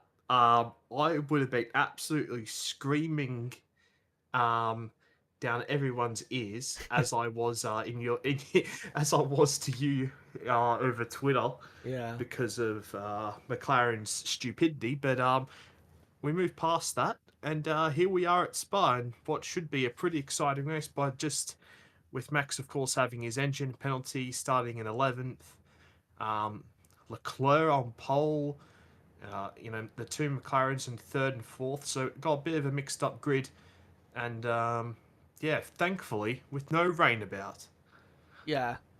It should be a pretty good race in the dry. And of course, DRS enabled after the first lap, so I'm expecting a lot of overtaking today. But yeah, obviously Max back in 11th. We'll get onto him in a moment. But with we've got Leclerc, Perez up there, Hamilton, the two McLarens. Who are you expecting outside of obviously Max to really be, I guess, the favourites? I guess to take advantage of Max being low down on the grid. For me, it's McLaren's to lose. Do you share that, or do you think it's not quite as simple as that? I think that based off Friday, you'd have to think McLaren for sure, and the fact that they've been the strongest in the race over the past few races. Yeah, I think you definitely think that McLaren, especially with it being a bit hotter today, seems as if McLaren's done pretty well in the hotter conditions. Mm. I think you'd expect McLaren, but of course they didn't have the greatest qualifying yesterday, of course, in the wet. But it'll be interesting to see if Perez um, can actually deliver on his best qualifying in about 3 months. Um, so I think that's the main thing today. I really do hope that just for the intrigue of the race, that Perez actually goes into the lead. Um, After the first lap, I think that would be I think that'd be pretty good. Yeah, it could make for a really interesting race, obviously, with the Max flying his way through the field. With the two McLarens, though, on pace, they've been super close to one another throughout the entire weekend. For Oscar, um, what chance do you give him of being able to beat Lando today? I mean, earlier I was saying I think in this type of race where it's going to be very manic, I think Oscar more so thrives in that type of race situation. Do you agree, or do you think Lando is probably going to be the one leading the team through the pack? I mean, I agree, especially from Oscar's F2 and F3 days. He was very good at staying calm and out of the chaos, but well, it depends how the overtaking part goes today, I suppose, because I don't think cars are just going to be barged out the way for him to go through, like there is a lot in F2. But I think I'm pretty confident in Oscar getting a podium today, but finishing ahead of Lando, I'm not too sure. I mean, if Lando has another poor start, I mean, of course, as we know, it was a little issue with the gearbox last week, where we didn't go into second quite smoothly, which some people on F1 Twitter thought that Lando Rosberg, that Nico Rosberg was the prophet for saying that when Norris said it in his post race press conference or interview with Sky, I should say. Just crazy how dumb F1 Twitter is on so many occasions. It's Yeah. quite unbelievable, but I'm I think it's Mr. Allen is being interviewed by Mr. Brundle, of course. Um, I'm sure Mark was very relieved that Oscar didn't get screwed last weekend. But yeah, I know. I think both of the McLarens will finish on the podium. I think it just really depends on how Perez and Verstappen do in this race. I mean, we've seen in the past if Verstappen absolutely fly through the field. Now, it's not going to be as easy as in previous years for Verstappen to get through these cars, but if Perez is actually able to do a good job, I think it will be very interesting with the front three. And with Oscar in general this season, how would you say he's performed? I mean, he's what, fifth, I think, in the championship. He's I think 30 or 40 points behind Lando. Last few races has been, I think, pretty good. And I mean, before that win came in Hungary, I said that the win was definitely very close around the corner because he was obviously at Silverstone. It was like it was close. Austria, really, he should have won there if it wasn't for that stupid penalty he got. But yeah, we've had other races. Was it Canada where he was in the mix? Obviously, Monaco finished in second place. It's been not maybe the absolute best season he could have had, but it's been pretty good the whole way throughout, hasn't it? Yeah, well, I was thinking about this before. I'm not too sure if it coincides with McLaren really lifting their game. But in the second half of this first half of the season, really since we got back into Europe, I think Oscar has really, really lifted and gotten to the level which I expect from him. The first half still struggling with the tyres and the tyre wear, but that seems to have really improved um, over the last few races. And I don't know if that's just because he has more experience with these European tracks, and of course now in his third season in wait, is it second or third? Second. Second. Jesus, I'm losing track of time here. In his second season, he's going to have a lot more. Just that extra experience is going to help him, of course. Uh, and I'm not too sure whether or not that's the factor or if he's just getting better. Um, but he's getting so much. He's getting a lot closer to the level that I expect from him. And I think I don't know if I said this on here a while back, but I expect him to be beating Norris a lot more regularly from next season. Yeah, well, I mean, at the minute, when Lando is beating him, it's not by maybe as much as it was last year. Of course, last year was his debut season, so you wouldn't expect Oscar to be necessarily beating Lando that much, given how quick Lando is. But I've been very impressed by Oscar in the last few races. Very impressed by him, and hopefully, what my hope is that now he's got that proper race win, he will maybe step up to a new level, because we do see with certain drivers, once they get that win, they go up to a new level, obviously with all that confidence. So we'll see what happens obviously today and just moving forward. I mean, you'd expect Piastri to be very competitive for podiums going forward, obviously given the car performance currently. So yeah, we've got, as I've just seen, Martin Brundle there is looking at the Red Bull of Sergio Perez. I just wanted to ask, I mean, as I was saying earlier in the stream, Mercedes have not been very quick here. Do you think that has anything to do with the technical directive that's been issued? Because I'm not going to sit here and claim that that's what the reason is, but I am very, it just seems coincidental that they've not really been very quick at all this weekend, and that technical directive has come in. And obviously, Red Bull were the team that were labeling that criticism or accusation against Mercedes about flexible wings. Do you think there's any possibility that maybe that's why Mercedes are a bit further behind here than expected? Because I mean, before you probably would have expected Mercedes to be pretty strong here, given what they did at Silverstone a couple weeks ago. I'm not too sure, really. I think you really need to judge it after a few more races. I mean, as we know, has got plenty of practice around this circuit, as was made quite a big fuss of by a certain very extremely not biased British commentator who Oh broadcast God, to the entire fucking world and was just, oh, sim racing bad, oh, going to bed late bad. Shut up, Crofty, you big melon. Oh, it was so maddening it was. last weekend. It was so bad. I mean, Piastri was in the lead for half the race, and all he could talk about was bloody sim racing.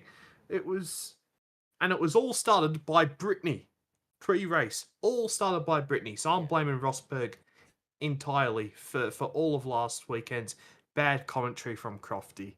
Um, but no, I'm not too sure. I think you need to judge it for a couple more races. I mean, Red Bull have been absolutely ridiculously good here over the past few years. So I'm not too sure really. But I mean, Mercedes have it's been good in the race over the last few races.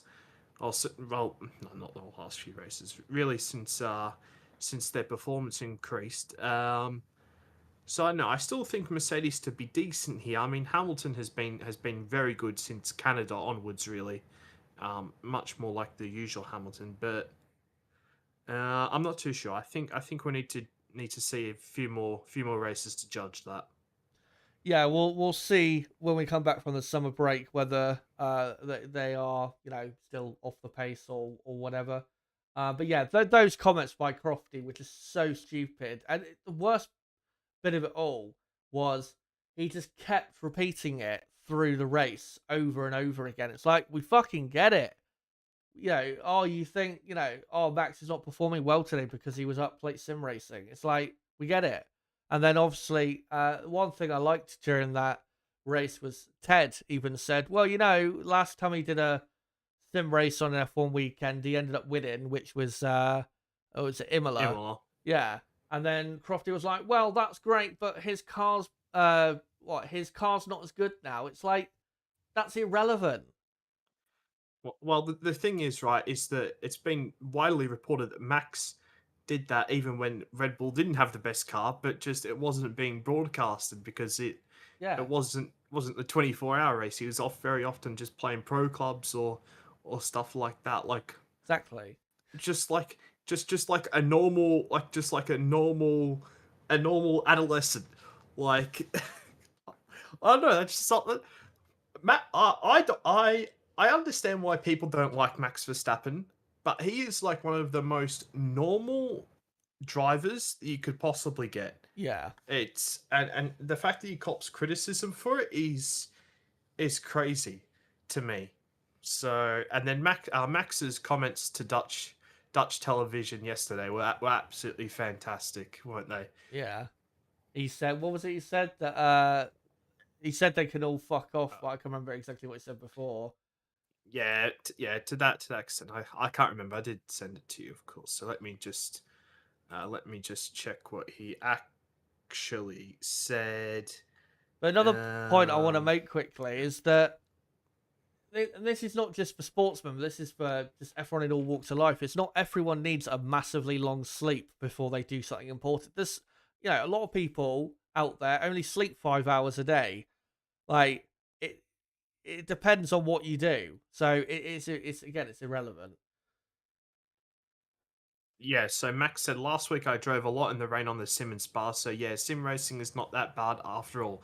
Even though a lot of people are crying about it, they can all fuck off. Yeah. Exactly, yeah. And that was the appropriate response. Um, but yeah. So how long have we got? About 13 minutes until the race begins. So do you want to go for a podium prediction for us? I could do a top five. I could do a top five. I was thinking about it before.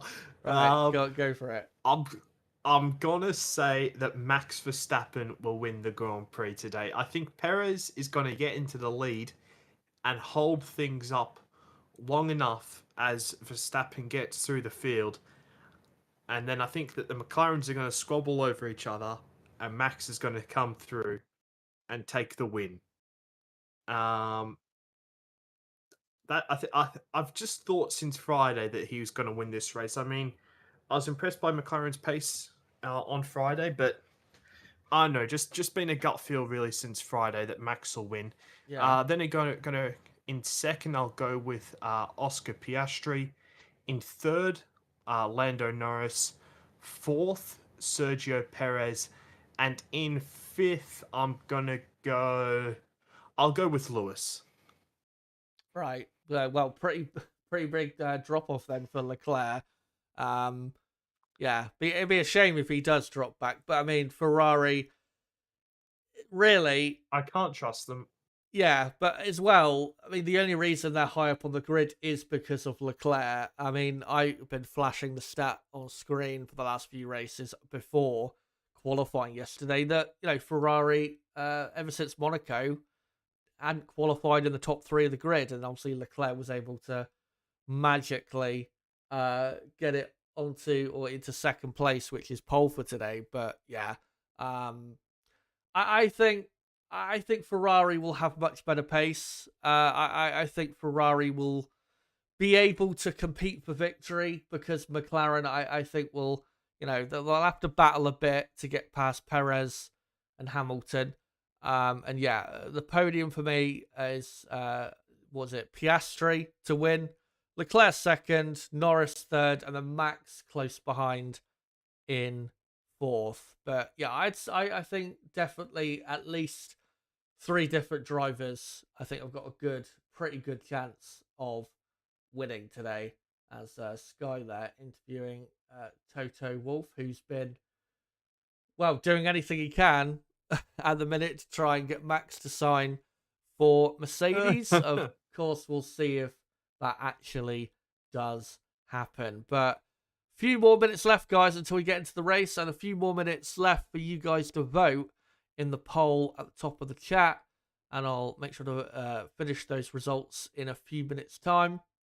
Let me just read out some comments by you guys. Astro, his prediction: Oscar to win from Lewis, Leclerc, Norris, and Sainz.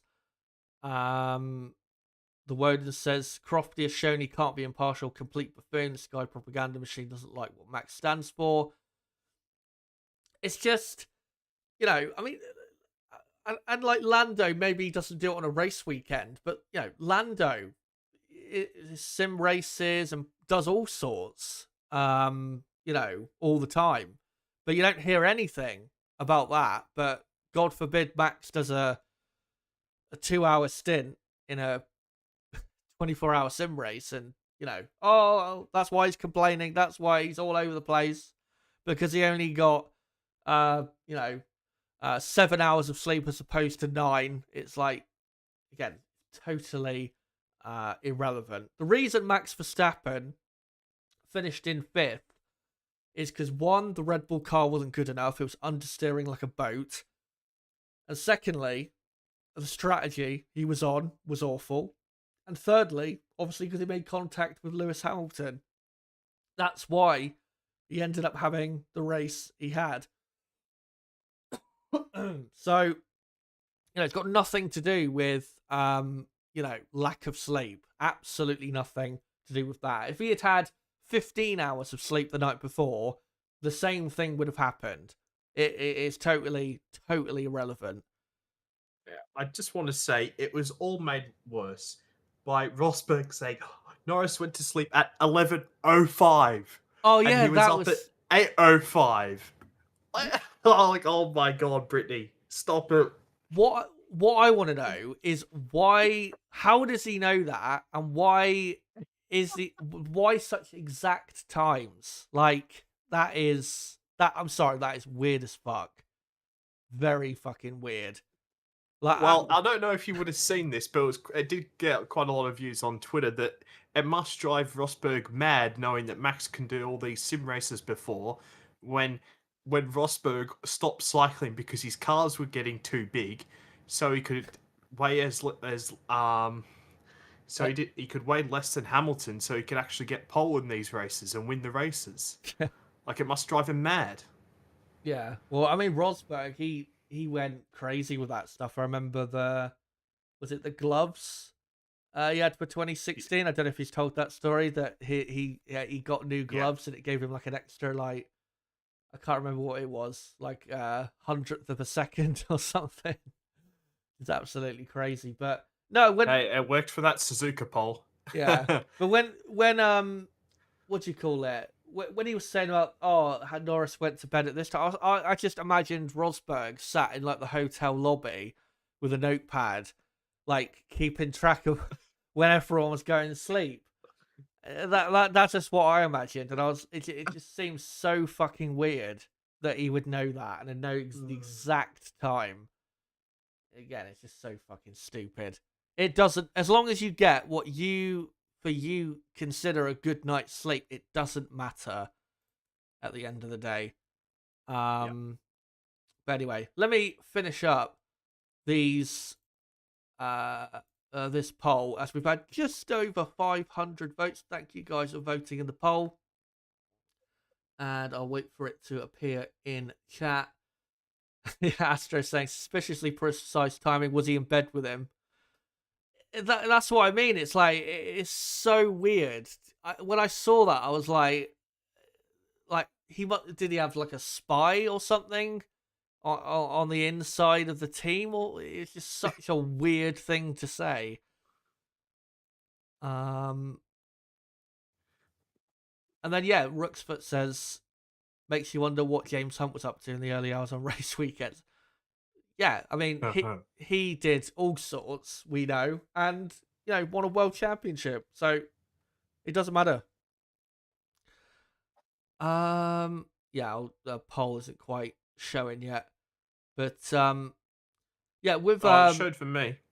Oh, there you go. Now it shows. Do you want me to read it out? Okay, no, it is coming now. 502 votes. I asked you guys who will win the Belgian Grand Prix. 41% of you have said Max Verstappen. 22% then say Lewis Hamilton. 19% Lando Norris. And 16% Charles Leclerc. Verstappen wins. It'll be an incredible drive. We'll see if he can get it done. But let's get into a couple final things before we get into this Belgian Grand Prix. Let's firstly start by going through some key stats for the top teams. Max looking for his 4th consecutive win at Spa. Red Bull have won at Spa 3 times since 2015, but Red Bull have only won 3 of the last 7 races. And of course, Max, his last win was in Spain. So Red Bull's form, not exactly great.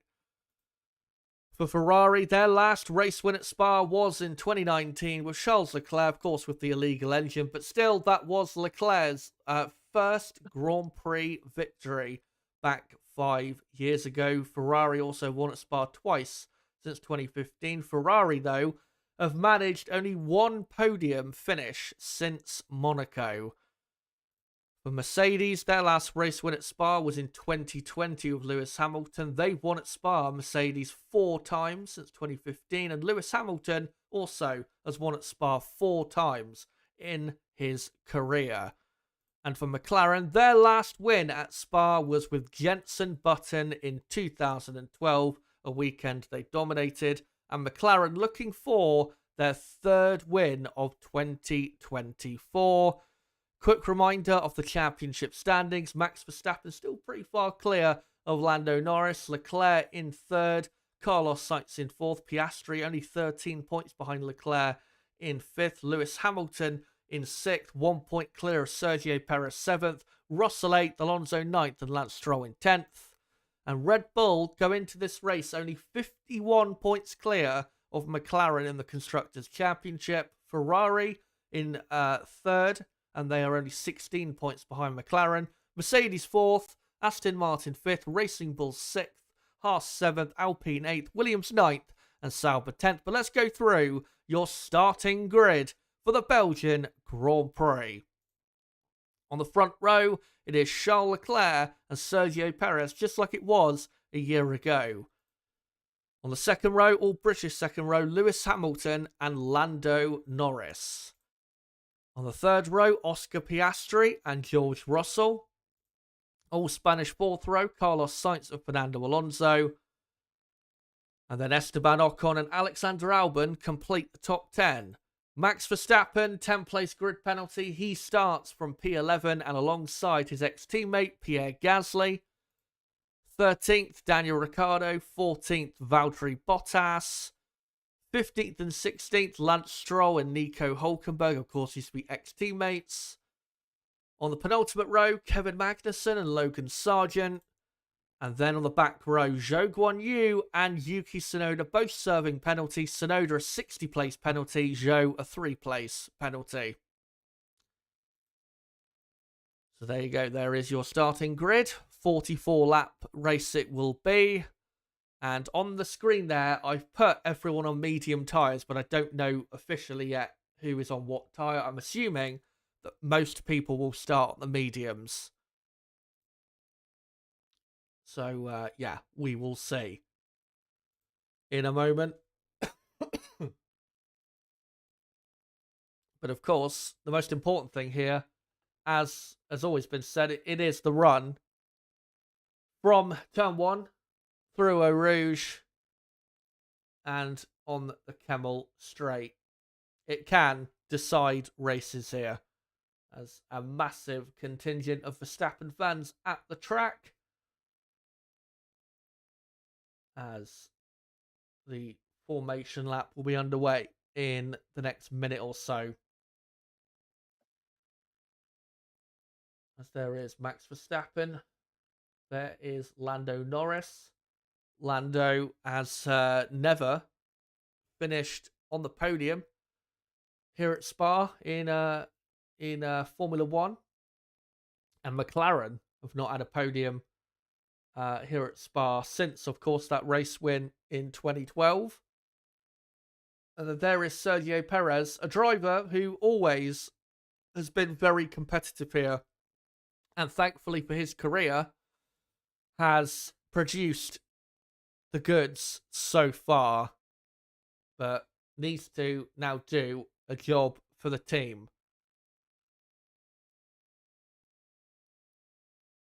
As the crowd expectant.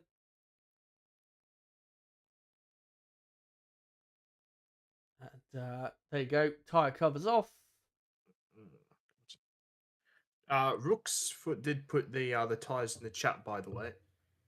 So F1 on mediums, Sainz Stroll, Joe on hard, and Ricciardo on soft. Yeah. What form of self sabotage are Racing Bulls doing with Danny Rick there? No idea, but formation lap underway. They must be. I don't know. Maybe they know they've not got a good chance of scoring points today, and they're just going for it. I don't know, but that does seem a very risky strategy. As Joe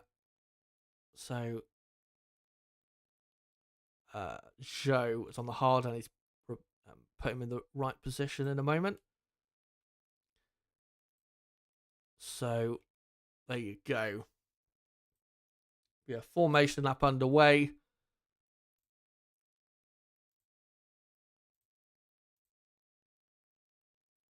As the front of the field just coming down the Camel Straight. As glorious day at Spa after yesterday, which was a horrible day. So horrible that the F2 sprint race ended up getting pushed back to later in the day because the rain was just that bad. But thankfully, it dried up enough for still a wet qualifying. But yeah, glorious day. As Leclerc already into the Fania chicane on this formation lap. Getting on with it is Leclerc. And now we look at Max Verstappen. Well, at least for Ricciardo, obviously if you pit earlier here, it's easier to overtake if you're on that undercut strategy. Obviously Hungary, it's pain if you're having to overtake the whole field. Yep. And maybe that's their thinking. As we're looking at Piastri coming through Blanchimont and up to the final chicane. As Leclerc slowly pulls through the final chicane. And yeah, Ferrari on pole at Spa for the third year in a row, only because of penalties for Max Verstappen. But I think the last 2 years, they've only ended up third in the race. And I think today, they'd probably take that if they could get that. As Leclerc and Perez line up, and now Hamilton, Norris do. Yeah, wasn't it something like that? The last 5 winners haven't started on pole or something, and wasn't that like since 09 or something like that? I think I saw some stat like that. I'm not sure. Yeah, because surely this will be the sixth race running for that, which would be breaking the record again, or some sort of record again. Yeah. This is probably one of the only racetracks on the calendar where you can win from not only not pole, but outside of even the front 2 rows of the grid. Yeah. As the field is now lined up, and here we go. The lights are on for the final race before the summer break, and it's 5 lights.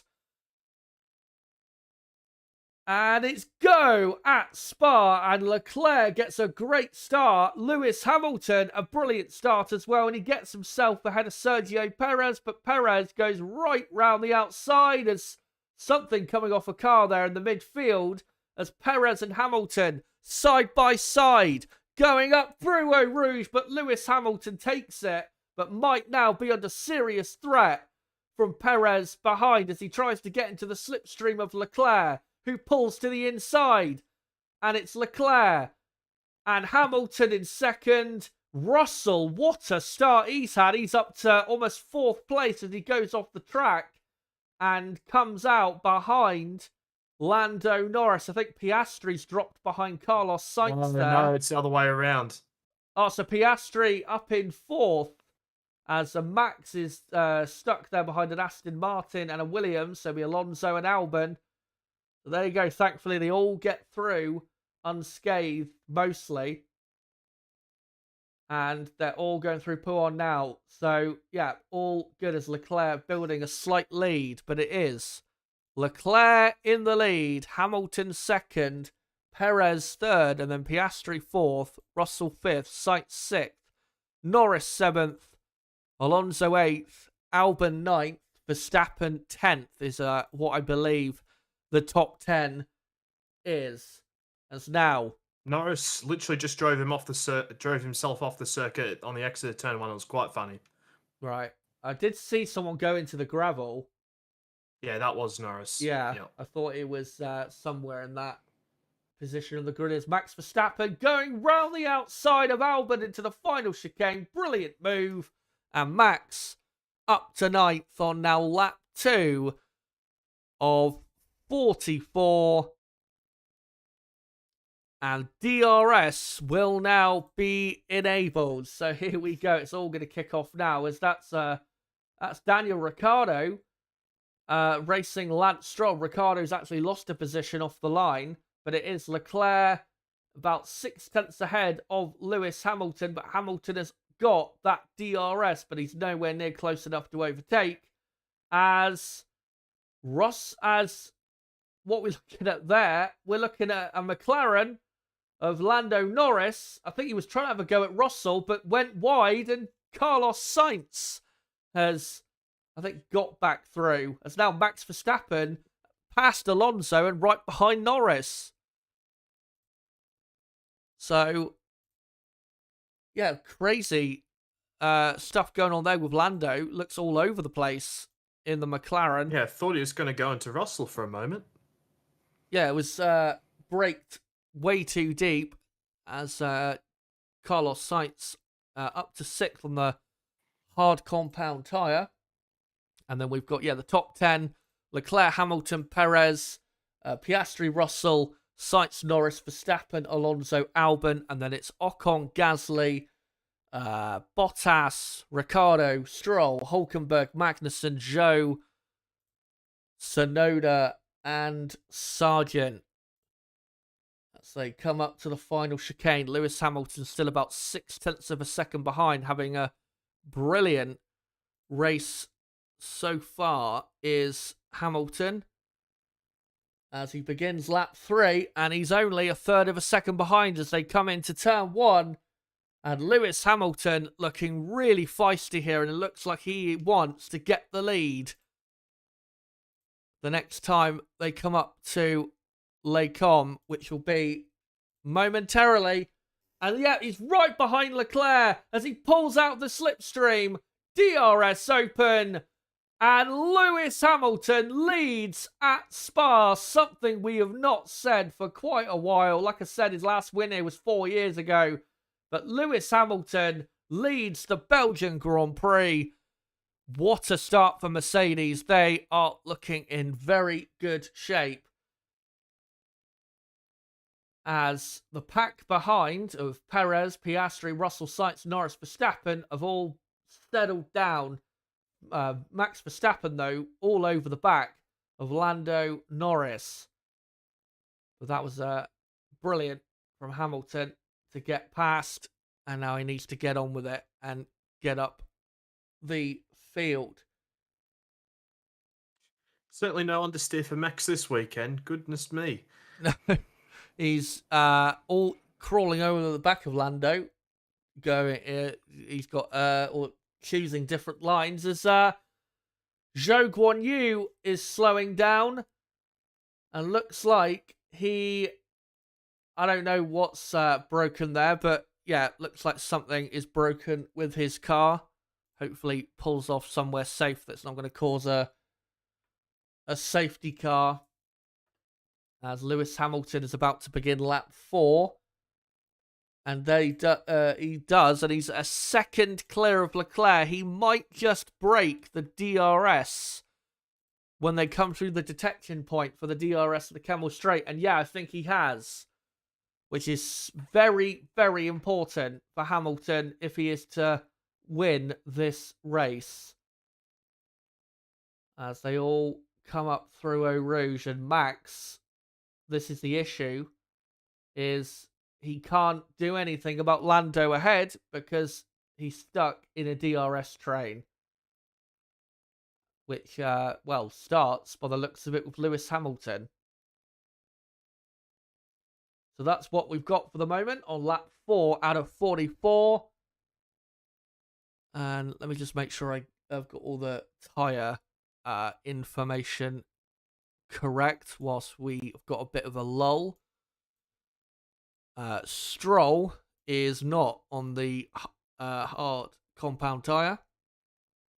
And Sargent is on the medium. And yeah, Zhou is still slowly touring back to the pits, I think. As we are now on board with Max Verstappen. Hey, one person who will be very happy with how things are going is Carlos Sainz. He's on the hard compound tyre. He's only 4.5 tenths behind George Russell. And he is sitting pretty on those tyres as Zhou is told okay to continue. We're actually looking at Sainz now. He is in good shape on that compound.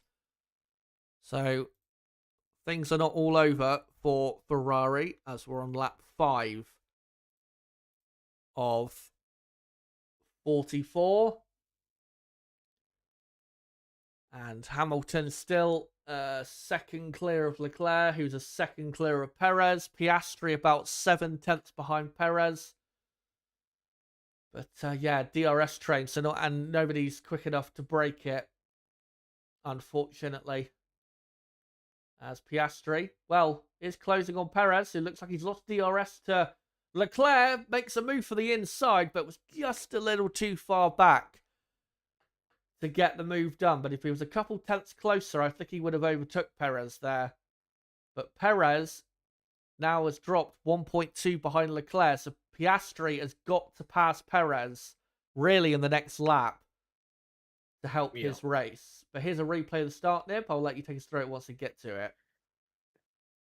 Yeah, but I do remember I was watching quite closely Norris out, and Norris just drove himself off the circuit at turn 1. Like he tried to give himself so much room. As Hamilton was very, very aggressive with Perez at the start there. And yeah, Norris on the outside, I don't know if he was caught watching what was going on in front. He just drove himself into the gravel. Quite amazing, really. But yeah, great start by Leclerc there, making sure he could cover off Hamilton's. Hamilton did get very close on the exit of turn 1 to hitting the rear of Leclerc. But yeah, great stuff between Hamilton and Perez. Nice aggressive racing without going over the limit. And yeah, I'm just stunned at what Norris did, Chaz. Yeah, they just showed an overhead, and yeah, he exited turn 1 and just dipped a wheel in the gravel. There was no one on the inside of him that was pushing him out there. Just yeah, complete yeah, just I just cannot explain why he did that. it just I've never seen someone do that. And it cost him dearly because he was side by side with his teammate and probably would have been maybe ahead of his teammate once they got to Les Combes. But now Norris is 7th and Piastri is 4th, when Norris could have been at worst in 5th. And that is the type of thing that could be the difference between Lando, finishing 3rd or winning. Still obviously a long way to go in this race. But yeah, the field stable for the moment. No further overtaking. Hamilton 1.2 seconds clear of Leclerc. Hamilton in his element. He has led this race multiple times. And he is looking good. And is now 1.4 clear of Leclerc. And Perez is 1.7 behind. Or now 1.8 behind Leclerc. So Lewis is, about 4 seconds clear of the McLaren and Piastri, which is exactly what he needs. So, brilliant so far for Hamilton. And I have to say, Leclerc's still doing well. He's still hanging on. And the pace of the Ferrari is still, I'd say, pretty decent as we begin lap 7. And yep, Hamilton, Leclerc, Perez, Piastri, Russell, Sainz, Norris, Verstappen, Alonso, Albon, your top 10. As that is Zhou Guanyu, who is out of the race. No idea what happened to him. But, yeah, he is out of the Grand Prix. As that was Piastri we were looking at behind Perez. And yeah, Piastri's got to pass Perez. Perez continuing to drop off behind Leclerc. And Oscar is not losing touch massively, but they are very slowly getting away from him. But we have to remember the pit window is going to open in, I think, 3 laps' time. So there is an opportunity for McLaren to do something. As obviously they're stuck in the pack. Oh, don't be silly. They'll pit Norris first. Don't you worry. Probably. They've done it multiple times, so it would It's a not joke. be. It's a joke before people get it. As Carlos Sainz still within a second of Russell. Still looking good, Carlos, on his hard compound tyre. He can probably run a bit longer into this race if he wants to. And, well, you'd think he would to get the most out of that tyre. As we're now on lap 8 of 44. And Lewis Hamilton, 1.9 seconds clear of Leclerc. Perez, 1.6 behind Leclerc. Perez, 1.1 clear of Piastri. But yeah, nobody at the minute is close enough to anyone to overtake. There's a lot of people that have got DRS on a car ahead, but they're just not close enough to actually do an overtake. So, really, we're waiting for the pit stops. And there, in the midfield, we've got our first one. Nico Hülkenberg from 16th has made his first pit stop. Haas do tend to pit pretty early in races, so that's not a surprise. And he goes on to the hard compound tyre, which is looking in pretty good condition for Sainz in 6th.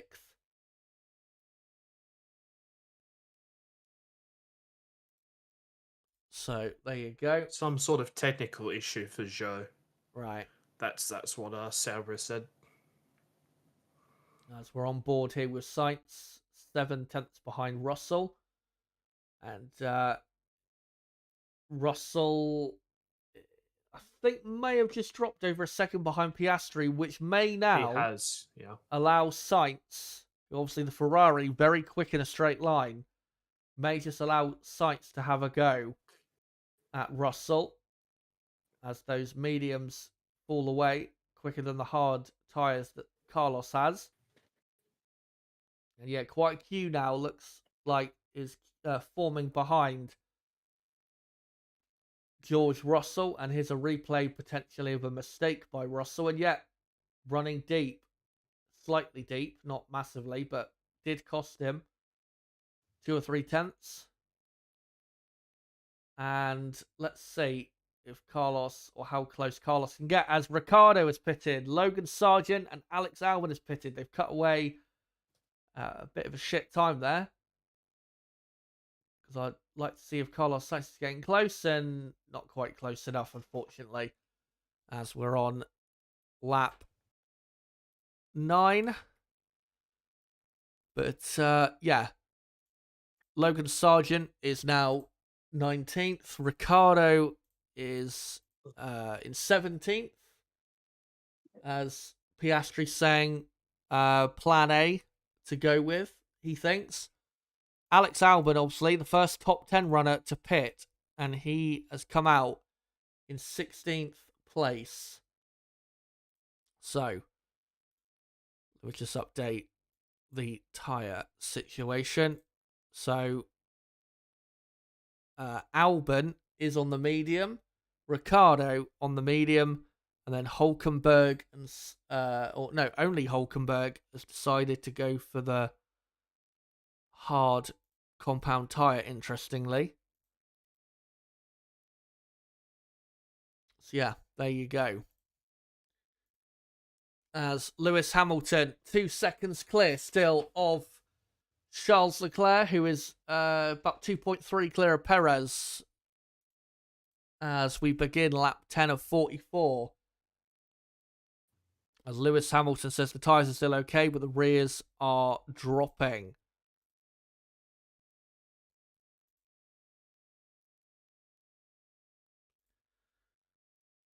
As Pierre Gasly has now come into the pits. And we'll see where he comes out. He was in 12th, in between Albon and Ricciardo, who have both already pitted. And he comes out behind Ricciardo.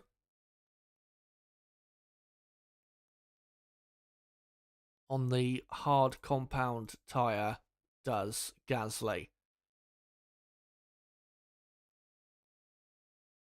As we're looking at Verstappen and Norris, still close together, but again, can't go anywhere because of the DRS train. And Norris actually just dipped into the gravel at the previous corner. As Lando feeling the pressure a bit, as Russell still got sights on his tail. But yeah, for the front runners, this is not going to be decided or changed until we get to the pit stops, because nobody's close enough to get the job done.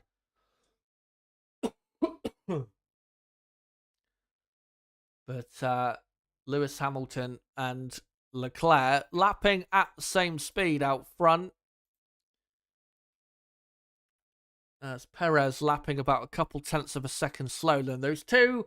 And Max Verstappen and George Russell are the first two of the front runners to trigger the first pit stops. Max Verstappen, Russell goes onto the hard tyre. Verstappen is on the hard tyre as well. So, and Russell will come out right behind Yuki Tsunoda. Needs to overtake Tsunoda when they get to Les Combes. He cannot afford to be behind. So Verstappen down to 14th. And can Russell pass Tsunoda? Yes, he will. Up to Les Combes. And George Russell is in 12th place. So we'll see now what the others do. I don't think Hamilton or Leclerc are necessarily going to do anything straight away, but the McLarens, I think, might respond. Yeah, they need to. As George Russell, is on the hard, and so is Verstappen. As Hulkenberg has just passed Gasly for 17th. There is Russell trying to pass Magnussen into the first Stavolo. Max Verstappen trying to do the same on Tsunoda, but losing valuable time here as Oscar Piastri told to box, and Lewis Hamilton, the leader, has pitted, and so has Sergio Perez. As George Russell overtakes Kevin Magnussen through Blanchimont. Oh, nearly a collision there between Hamilton and Piastri. As Hamilton was released. Maybe it looked a bit closer than it actually was. I'm not sure, but Hamilton will come out right behind the Alpine of Ocon. And Perez comes out ahead of Russell, but Russell jumps Piastri. But Piastri now gets right in the slipstream. Can he retake the position? He absolutely has to on the fresher tyres. Gets in the slipstream. DRS open for both Piastri has the inside line. And Oscar Piastri takes the position back. And that is crucial for his race, as Leclerc has now been told to pit. So, we've got... so, a lot of people pitted on that lap. So, forgive me for trying to get the order correct. So, Bottas is now down in 18th place. Tsunoda is now in 13th. Magnussen in 12th. And then Russell 10th. Verstappen 11th. Piastri is 9th. With Perez in 8th. As Piastri there almost overtaking Perez into Stavolo. As Perez getting seriously held up behind Lance Stroll. And this is giving Oscar Piastri a brilliant chance to maybe pass Perez as they come up to the final chicane. And Oscar Perez is being very tentative and leaving Piastri with a brilliant chance to try and overtake him, as Oscar gets a brilliant exit now from the final chicane, as they've all got DRS. But Perez, will he be able to defend himself up to Les Combes, as Leclerc comes out clearly ahead of Perez, Piastri, Russell, Verstappen, as Ocon and Stroll also pit? I will correct the order in a moment, guys. It's all going off here. As here we go. Piastri right in the slipstream of Perez. Should get it done up the inside. And yes, he will. Perez doesn't even defend. And Piastri is now in a net third place. I can now start hunting after Leclerc. But I've been paying attention. It was 7/10 of a second coming out of turn 1 a couple of times. And he wasn't just able to get it done, but it was 5/10 there. And he got the move done. Great move and great clinical driving by Oscar after Perez. What was he doing? Just having a nice Sunday drive behind Stroll? Like, overtake him. Come on, man. Yeah, that's what cost him. And they're like into the final chicane. I think if he had been aggressive, Stroll probably would have let him go. But yeah, he let Oscar get a run on him, and then couldn't do anything about Oscar. Then on the Campbell Straight, into the replay of Max, I think, overtaking Tsunoda from earlier on. But the top 10, I think, is currently Sainz in the lead, who hasn't pitted, Norris second, who hasn't pitted, Alonso third, hasn't pitted, and then Hamilton fourth, has pitted, Leclerc fifth, has pitted, Perez or Piastri, Alonso now pits, and then it's Piastri, Perez, Russell, Verstappen. They've all obviously pitted as well, as it's now on lap 14 of 44, and Oscar Piastri does the fastest lap of the race, a 1:47.5, and he's only 2 seconds behind Leclerc. And about another second and a half up the road is Lewis Hamilton. So he's, 3.5 seconds off the net race lead. But McLaren have split their strategy, because Lando is still out there, even though he's struggling for pace, with Carlos Sainz looking pretty good out there on the hard tyre in the lead. But, yeah, let me just get the order correct. So, yeah, it's Sainz, Norris, Hamilton, Leclerc, Piastri, Perez, Russell, Verstappen, Magnussen 9th, Tsunoda 10th, Albon 11th, Ricciardo 12th. Alonso has come out in 13th. They'll be mad about that. Hulkenberg 14th. And then Gasly 15th. Ocon 16th. Bottas 17th. Stroll 18th. And Sargent in 19th. Let me do the tyres as well. As not everyone, but most cars are now on the hard tyres. Sergio Perez, interestingly, came out on another set of mediums. So we'll see how his strategy plays out. He should then probably have to pit sooner than the cars around him, as we're on lap 15 now. So, yeah, Perez is on the medium. And then you've got Russell on the hard. Verstappen on the hard. Magnussen and Tsunoda on medium. Albon on medium. Ricciardo on medium. Alonso on hard. Hulkenberg on the hard. Gasly on the hard.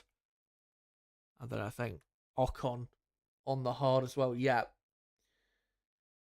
I think it's important to note, Chaz, that Red Bull only have one set of hard tyres today, so I think that's perhaps why they've done that. And I just noticed that Ricciardo or Tsunoda don't have any new hard tyres, so that's going to be pain for them. Jeez, that's a good move by Albon there. Yeah, because a bit close there with Tsunoda. Yeah. So yeah, we'll see with Red Bull what they'll do in terms of when they pit Perez. There's a yellow flag in sector 3, now green. So just a brief off probably by someone. And it was Carlos Sainz who has just dropped a second to Lando Norris. So I'm thinking maybe the exit of Stavolo 2 or something. He's probably got off the track. Because it was 2.6, now it's 1.6 as Lando Norris has been told to pit. Carlos Sainz continues, but despite that mistake that Carlos just made, he is still looking good, is Sainz, because Lewis Hamilton is still a few seconds away from him, so Carlos could probably still afford to go another 2 or 3 laps. As Lando pits, brilliant pit stop, 2.3 seconds for the hard compound tyres, and Lando should come out in 8th place, and he will. A load of nice, clear air. But he does lose position, of course, to Max Verstappen. So, Norris now in 8th.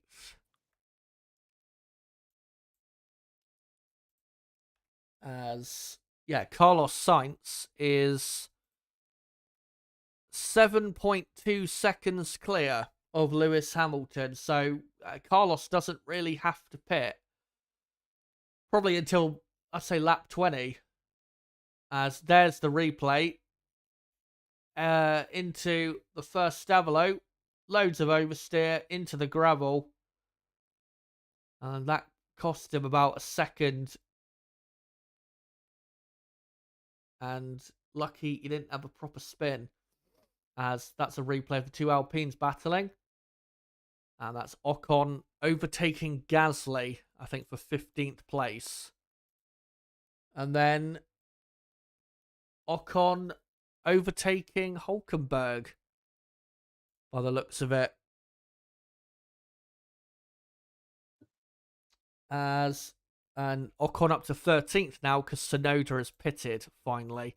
Obviously, Tsunoda started at the very back, as we're on lap 17. Lewis Hamilton is catching Carlos Sainz by, I think, 0.8 to a second per lap. And Lewis currently 1.5 seconds clear of Leclerc. So Lewis Hamilton is still looking in a very good position here. As Tsunoda is on the hard tyre at the back. So let me just do that. As we're looking at Verstappen and Russell. And Russell only 0.3 behind Perez. As Max on the radio saying, I think we should try to get them. Mate, what do you think? And Max told to have a go. Max, though, has really been hampered by these DRS trains because, I mean, he's currently... Lewis Hamilton is the real race leader, and Max is... what? About 6.5, 7 seconds off the lead, which is not that far, but, you know, we're almost halfway through the race, and if he keeps losing time, even if it's a couple tenths a lap, it's giving him less time to be able to go and win this race, as Lando Norris is on the radio, obviously on fresh tyres now, as Carlos Sainz continues. Hasn't lost as much time on this lap as Carlos, who's continuing on.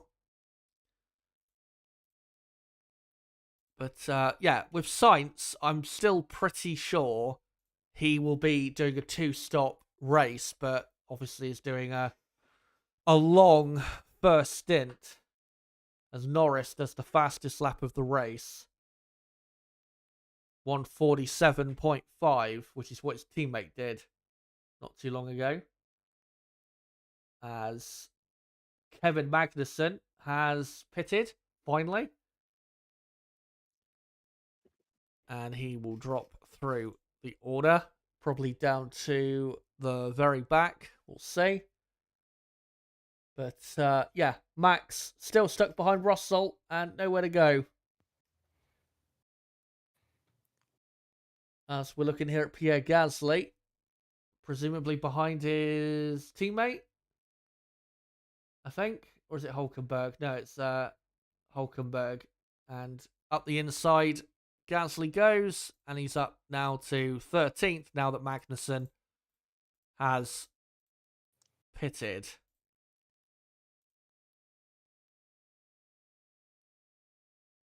But Magnussen has come out in 18th position.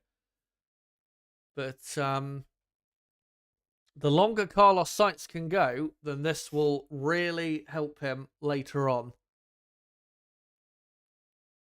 As he's 4.5 seconds clear of Lewis Hamilton. So I think Carlos probably, will probably pit on lap 20. And then he'll have 24 laps to go. So he probably could do 2 12-lap stints on mediums if he's got 2 sets of mediums. And that would be a perfect finish for the race for him. And Ferrari say, we are thinking plan B for the medium. We think they cannot go until the end. And Carlos says, let's wait a couple more laps. Do you think plan B is a one-stop? Yeah, plan B would be a one-stop for sure, yeah. But I think there have been a few runners who have been on the mediums who have been thinking about going for a one-stop. I think Norris was in that scenario. Of course, Magnussen as well, but doesn't look possible, certainly starting on the medium, but it might be possible for Carlos on the hard. Yeah, and he's still got probably another 2 to 3 laps until Hamilton's going to get up to the back of him, when it's probably when he'll need to pit, and then he'll have to go through the whole second half of the race on those mediums. So, yeah, we will see if they decide to do that, as we're on board here with I'm not sure who. I think it's Ricciardo, yeah. behind Albon, and Ricciardo up to 10th place. So that early pit stop worked out well for once, but he does have Alonso and Ocon close behind him, so he's not going to be in the top 10 for long, I don't think. As that is Bottas overtaking Hulkenberg for 14th position. But yeah, now we're on lap 20 of 44. Let me just flick over that lap counter. So yeah, we're just under halfway through this Belgian Grand Prix, and at the minute, you'd say Lewis Hamilton looks like he's probably going to win the race, but there is still plenty of time to go. As here comes Russell. Will he pass Perez? No, he's just not close enough. But this possible one-stop strategy of Carlos Sainz, that might just upset the order for Mercedes. As Ocon has just passed Alonso, I think, down the Kemmel Straight, but they didn't show it, which I'm sure Fernando will be loving life, seeing a red Alpine fly past him down the Kemmel Straight. And here's a replay. And yeah, pretty easy overtake by the looks of it. And Sainz has been told to box, so surely they're not going for a one stop with this far out. Surely onto a two stop. I think it would be a risk. I'm not sure.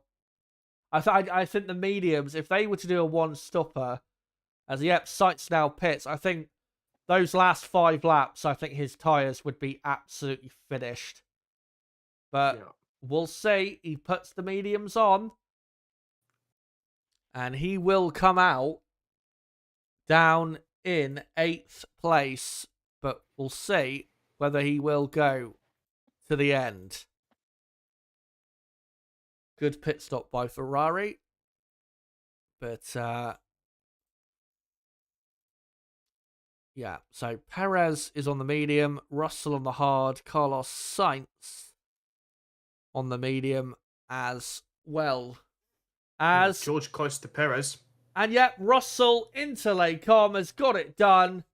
And surely Perez will now let Max through, because Max is obviously miles quicker than Perez, who I think is struggling on those medium tyres, which are falling off quicker than the hard tyres. So Russell up to 4th. And yeah, Red Bull have got to do this. Come on. They've got to do this.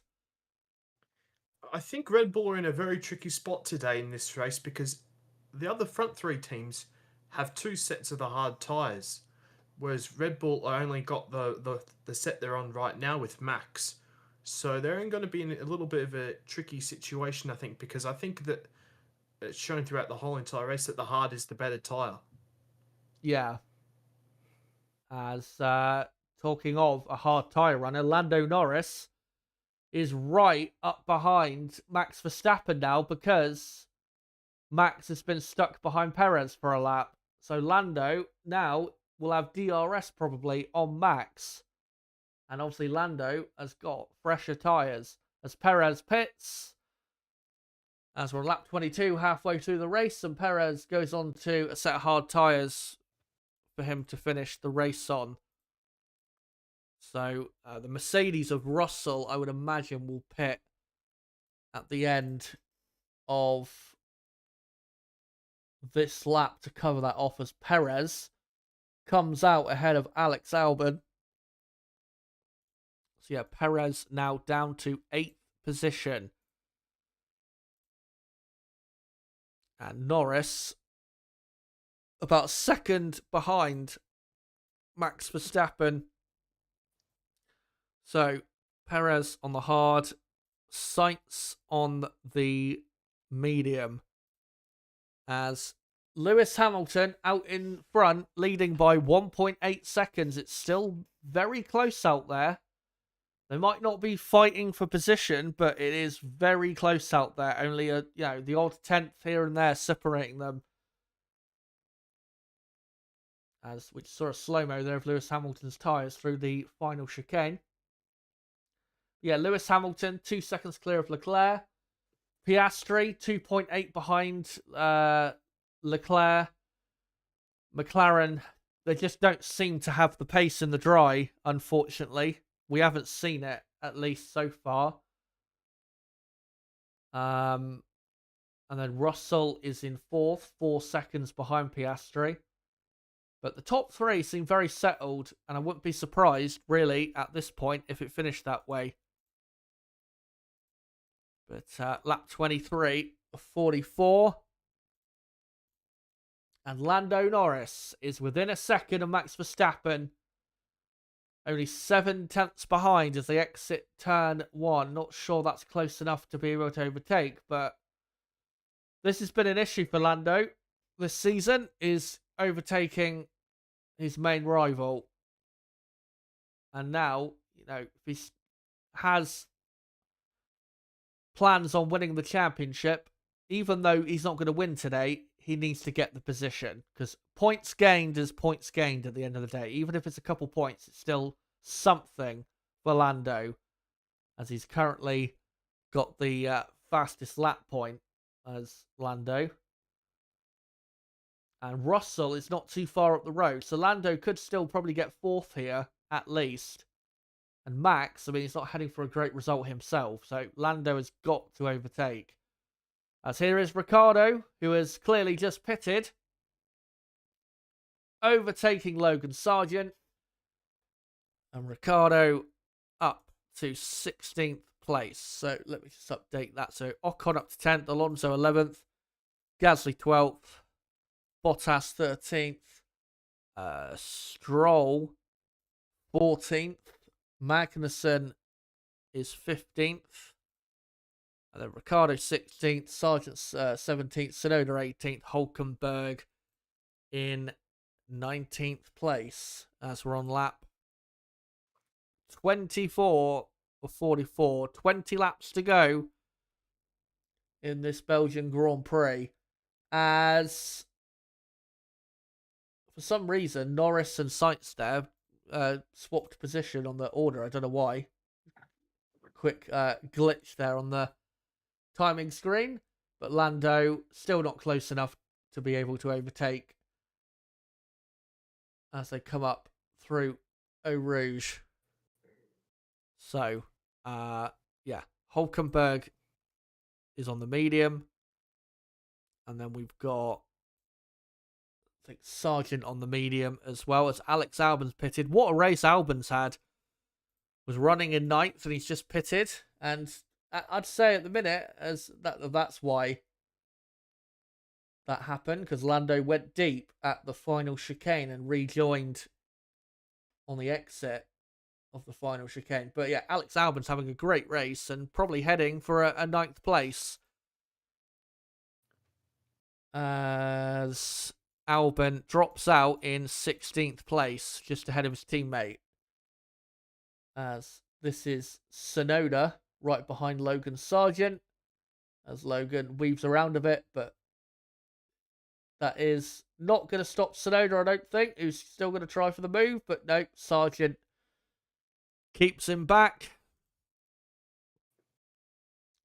But now we've got everyone on the hard compound tyre except Sainz, Sargeant, and Hulkenberg.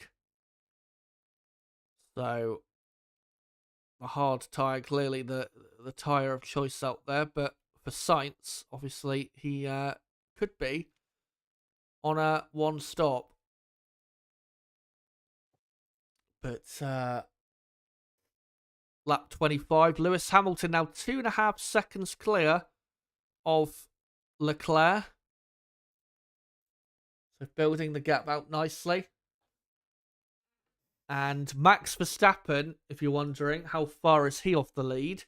11 seconds, about, or just under 11 seconds, as Lewis saying the tyres are still good. So yeah, Max, at the minute, he's not going to win the race. Unless he, when he puts on his next set of tyres, he turns into God. He is not going to win this race. He probably won't even finish on the podium, as Logan Sargeant has now come in to the pits. But, Red Bull, I know they had a grid penalty, but their struggles in terms of race results continue on. And not only have they not won a race since the Spanish Grand Prix, but Max Verstappen, since that Spanish Grand Prix, has only been on the podium once, which was at Silverstone. So their form has seriously dropped off. As Leclerc told to box to undercut Hamilton, as Hamilton stays out, who is very happy with the tyres. Can Leclerc produce the undercut of dreams? Probably not, but he's going to try anyway. On lap 26, he goes to the hard compound tyres again. Of course, Hamilton and Leclerc, teammates next year. Ferrari fans will desperately be hoping for them to be first and second in races like this next year. It's not a great pit stop for Ferrari, 3.4 seconds. So, yeah, he's definitely not going to do the undercut as he comes out in 7th place. It'll have to be a Kimi Raikkonen Hockenheim undercut. Yeah. As Leclerc on the hard tyre behind his teammate on the medium. And if Carlos Sainz is going to the end, then Leclerc needs to catch Carlos Sainz, who is about 5.8 seconds ahead of him. I think if Carlos does do a one-stopper, I think he probably will finish 3rd or 4th. So I think it is probably worth doing, because if he does a 2-stopper, I don't think he's going to finish on the podium. As there's Ricciardo. Great move round the outside of Kevin Magnussen. So Ricciardo up to 14th as Lewis Hamilton told to box. But yeah, I think it's probably worth doing with Sainz, because I don't think they're getting a podium from here on a 2-stopper. As Russell saying on the radio, think about the one stop. As Lewis Hamilton does pit on lap 27. And brilliant pit stop. 2nd quicker than Leclerc's pit stop. And he will come out in between the 2 Ferraris. In 6th place. But interesting radio message there from Russell. He's what? 4.5 seconds behind Piastri. Almost a couple seconds clear of Max. But now Lewis Hamilton has pitted. Russell is what? About 10 seconds clear of his teammate. So yeah, we'll see what happens here. But yeah, that would be interesting, because Russell and Piastri have been doing basically the same pace since Russell got past Perez. So if Mercedes is thinking about it, you'd assume that McLaren are thinking about it as well with Piastri. Yeah, and especially with Piastri, they've got a comfortable gap now, 5 seconds over Russell. So if Oscar can manage the tyres, as Albon, good move from him on Kevin Magnussen. If Oscar can manage the tyres and not lose, 2 seconds a lap, then, he might be able to pull it off. Because yeah, I've pulled the live timing up now to keep my eye on it. Oscar is what?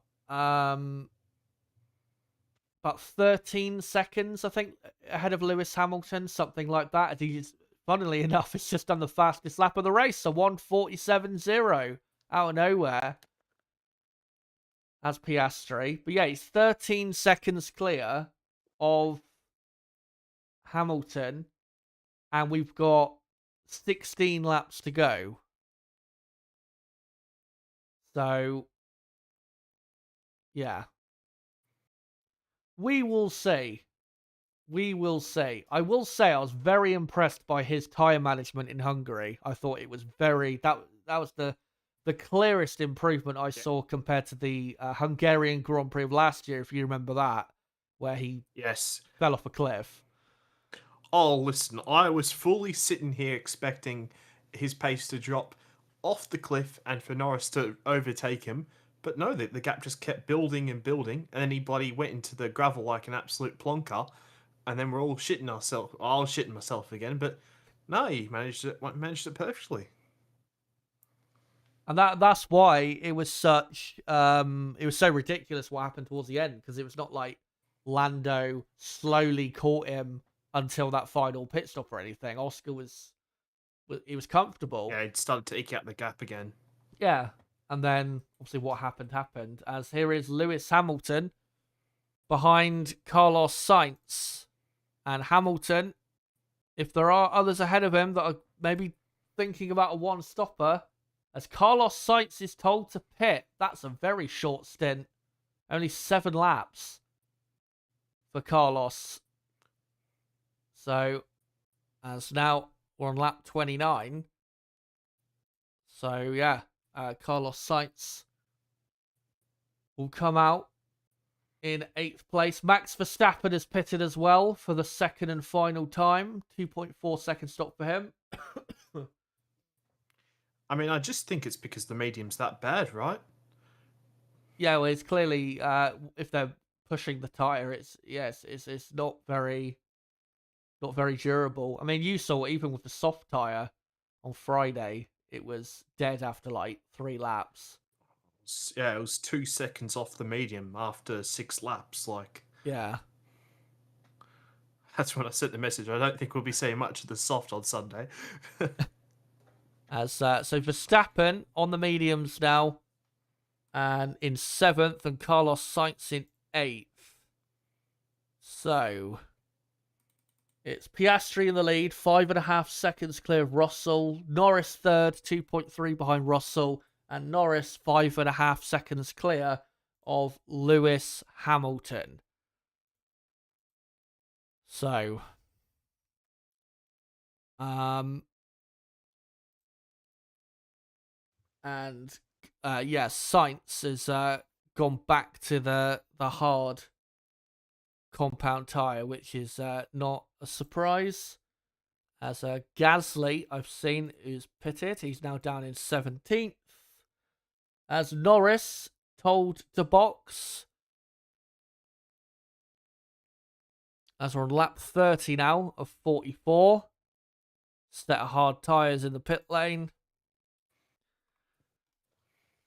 And in he comes.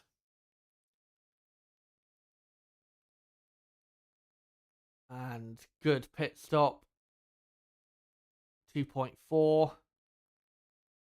And he will come out, I think, in between, Verstappen and Sainz. So Norris is 7th. And is, 1.8 seconds behind Max. But Max is about to pass Perez in a moment. And we'll probably see that move in the next few corners, you would imagine. Well, we're a long way away, Chaz, but at the moment, the hards of Norris and Piastri are looking very good, only losing a couple of tenths to those who have pitted for fresh hards behind. Yeah, Piastri, 5.5 clear of Russell. As there you 13 go. seconds ahead, Hamilton. How many seconds? 13. As Verstappen passes Perez. Honestly, if I'm McLaren, I would I was going to say let Oscar go to the end, but they're not going to, because they have told him to box. But he will have, if he can keep the pace up he had towards the end of that stint on fresher tyres, he is going to be very quick, Oscar, in this final stint. As we begin lap 31. And George Russell down the lead. And Piastri should come out ahead of Max Verstappen in 4th place. As Max does the fastest lap of 1:46.4. As Lando already all over the back of Perez. And yeah, Piastri. Pit stop there by McLaren. Yeah. As so Piastri 4 seconds behind Leclerc. And then another 2.5 seconds up the road is Lewis Hamilton. So if Oscar has got super pace, he needs to show it right now if he wants to win this race. As Lando Norris passes Perez and is up to 6th. As Ocon has pitted and come out in 14th. He was running in 9th. And here's a replay of Piastri's pit stop. Yeah, 4.4 second pit stop. Really good job. Yeah. Would have been the exact same gap as when he as before the pit stops, but nope, not now. Yeah, I think he went deep by the looks of it. Yeah, he definitely did. Okay. Yeah. And the mechanic there looks like he had a bit of a jolt from the car.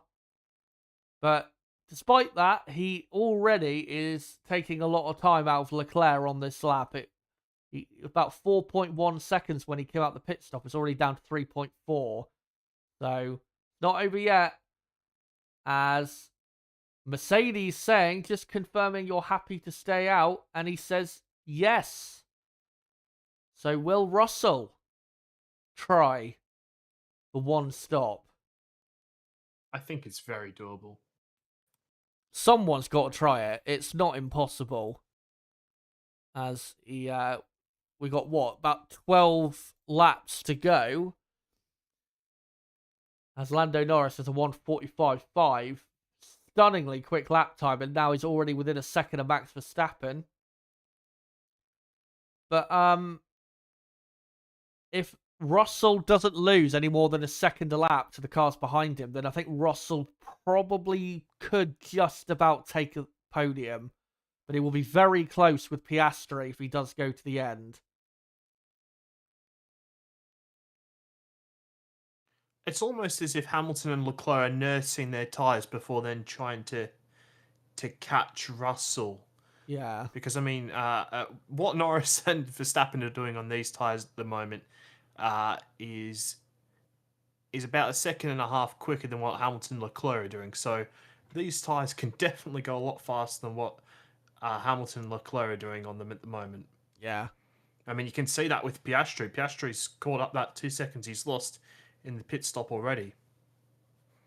As Norris still hunting after Verstappen. Yeah, I think, especially for Hamilton, yeah, he knows he can catch Russell. He just doesn't want to do it quite yet. I mean, preferably, he'd like to leave it as late as he can. As Lando through Blanchimont, about 8 tenths of a second behind now. And, Lando, he's not going to finish any higher than 5th if he does pass Verstappen, but he still absolutely has to pass Verstappen. Again, it is, extra couple points, and it does especially matter for McLaren. Remember, McLaren, 51 points behind Red Bull coming into this race. If they finish 4th and 5th, McLaren, then that's 22 points. If Red Bull finish 6th and 7th, that's 14 points. So that would put them under, that'd put them, 42, 43 points behind, something like that. But of course, Piastri still catching Leclerc, so McLaren could still score a few more points yet.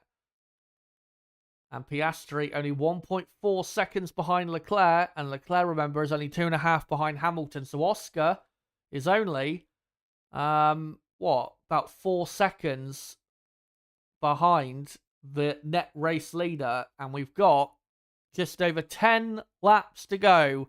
This is not over. There are still plenty to fight for in this Belgian Grand Prix. Don't go anywhere. As also plenty to fight for in the midfield, as Fernando Alonso, out there in 9th place, I think is doing a one-stop race.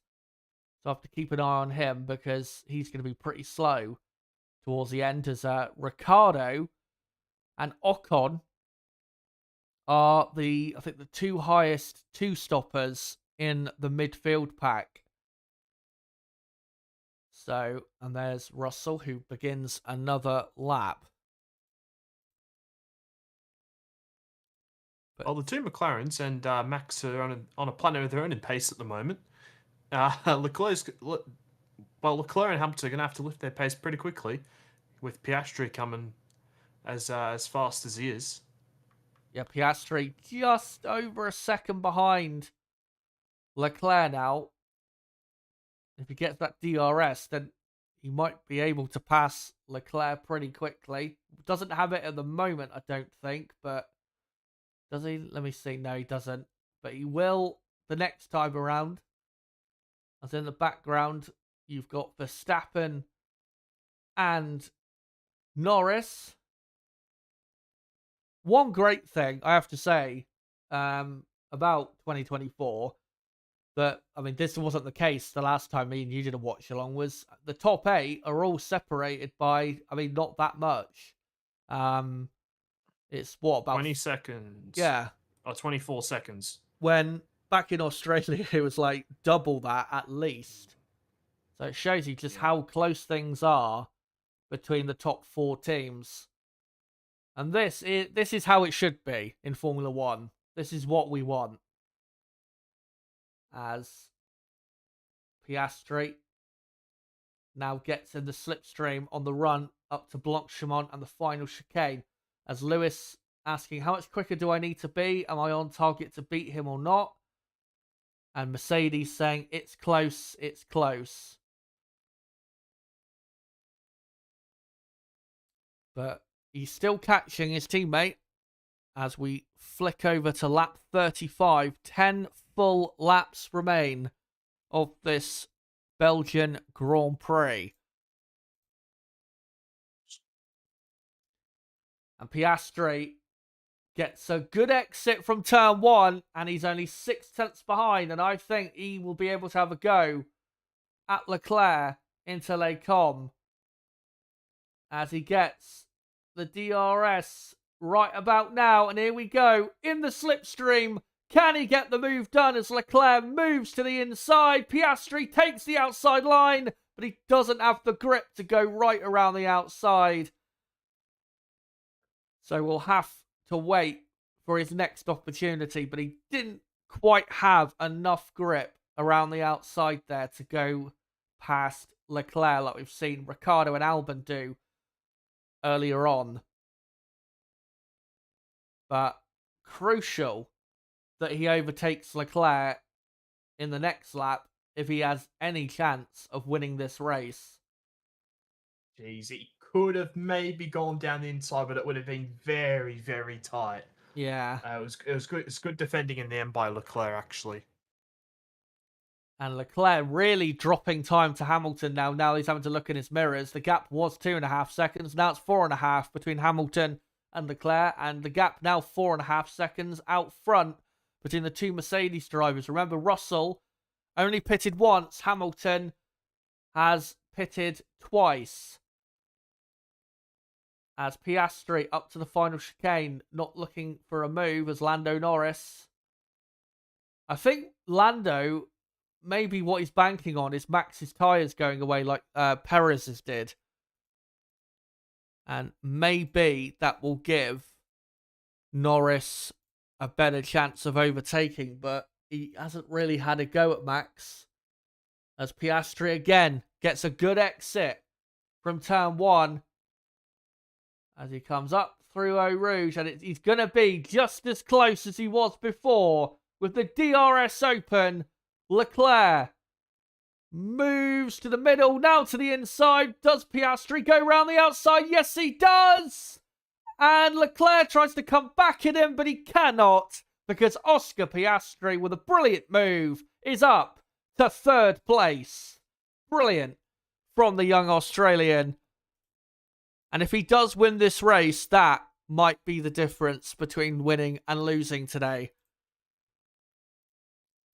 And here's a replay, Nib. And this time around, he had the grip, he had the confidence, and it was a brilliant move from him. That's a bloody fantastic move. That's one of my favorite moves to do at this track on of course a video game. Not in real life. That's an awesome move.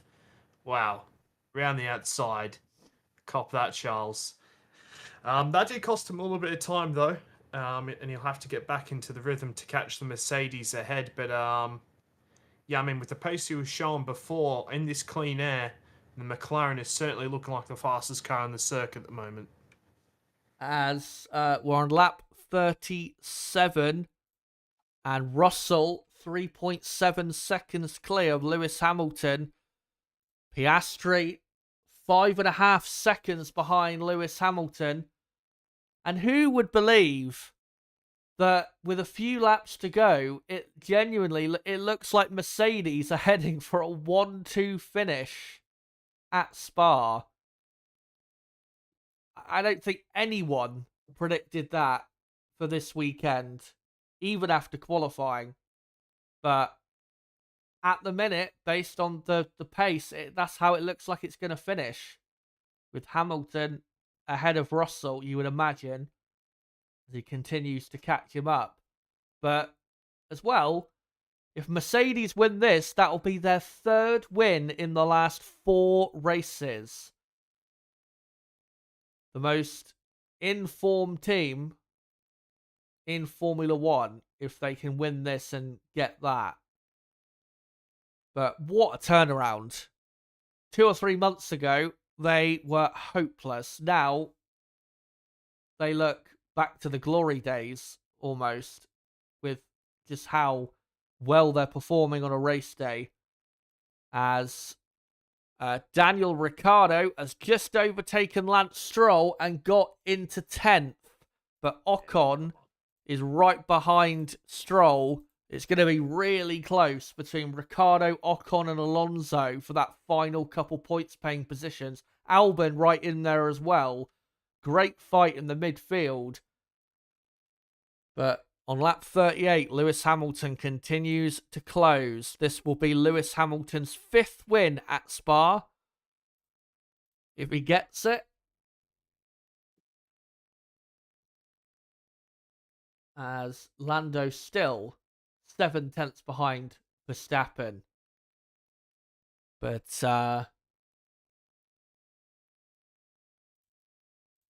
hold on. So yeah, Ocon is actually ahead of Albon. Make sure to correct that on my screen, as Bottas, very late pit stop for him.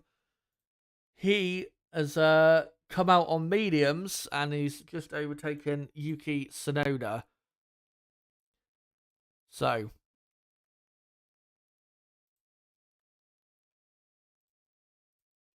yeah, lap 38, and Max Verstappen now catching Leclerc. Bit unfortunate, Leclerc's race has really fallen apart in this final stint, because he was having a great race before then. But yeah, just can't keep it up, unfortunately. And here's a replay of Ricciardo passing Stroll. They're showing on the top right. Clean move into Lecom.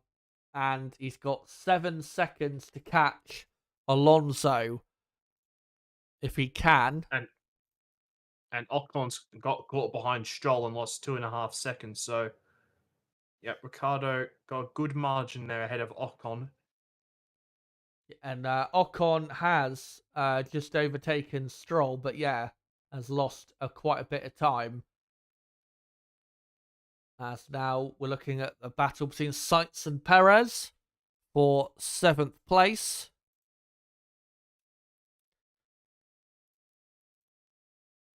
As Lewis Hamilton now lap 39, about 2 seconds behind George Russell.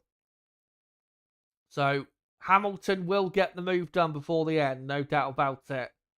But Piastri unable to catch behind. And looks like it is going to finish unless Russell's tyres absolutely fall off a cliff. It looks like Mercedes have got the 1-2 here at Spa. As here comes Carlos Sainz. Hold on, let's just see this. Whether Sainz overtakes. And yes, he does. Brilliant move round the outside. And Carlos Sainz up to 7th. Go on, what were you going to say? Yeah, sorry, I was too busy looking at my other screen to notice that Sainz was going to get past Perez quite comfortably there. But Russell's tyres not really showing any signs of falling off the cliff or anything like that. Still doing the lap times he was doing when Piastri was ahead of him. Yes, so the middle sector on the previous lap wasn't too great. It was his worst, where he did a 47.9, but Lewis and Piastri catching about a second a lap. And yeah, I think, as you said, it's looking like it's going to be a Mercedes 1-2. as Norris looks a bit closer to Verstappen here, but Verstappen, I think, is within a second of Leclerc, so Norris still won't be able to do anything about Max, as Max will now get, I think, some DRSs. Lap 40, we're on now, 5 laps to go. Remember to stick around until after the stream, guys, because we will be obviously voting on our driver of the day and all of that stuff. As Lewis Hamilton, 1.2 seconds behind George Russell. And yeah, what a day for Mercedes. And if they keep this form up, then they could, I mean, they're not going to win the championship, but they could have a real say in who does if they keep up this race-winning form. As Hamilton, it's such a shame, isn't it, that they didn't start the season like this. This is what we needed from Mercedes-Benz. Yeah. But yeah, what was it? The first 8 races they basically threw away, but thankfully they've arrived at the party. And it's all because of James Allison, who saw things at the team that he didn't like, and as you know, I guess restructured some things and helped the team get back to, I think, a minimum baseline level that you would hope for them to be at, given all the resources and talent at their disposal. As Hamilton right behind Russell now, and surely into Les Combes in a moment. Lewis Hamilton will take the lead and win of the Belgian Grand Prix as they exit turn 1. Well, Hamilton didn't get a great exit, so he might not, unless Russell lets him through.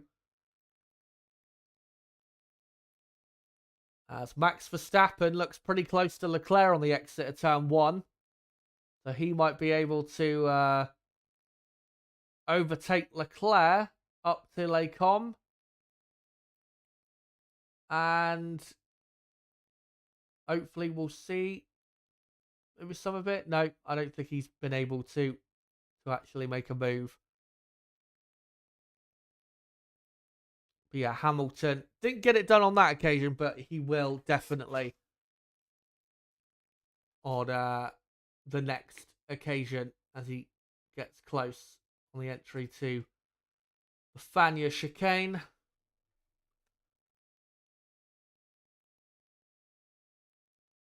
And into the Stavilo corners as well.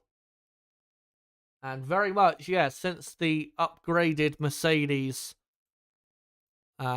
came in Canada, we have seen a lot more of the real Lewis Hamilton. And what we've seen today with Hamilton has been Lewis Hamilton at his absolute best. Brilliant start to the race, good overtake on Leclerc, and then comfortably managed the race. As we begin lap 42.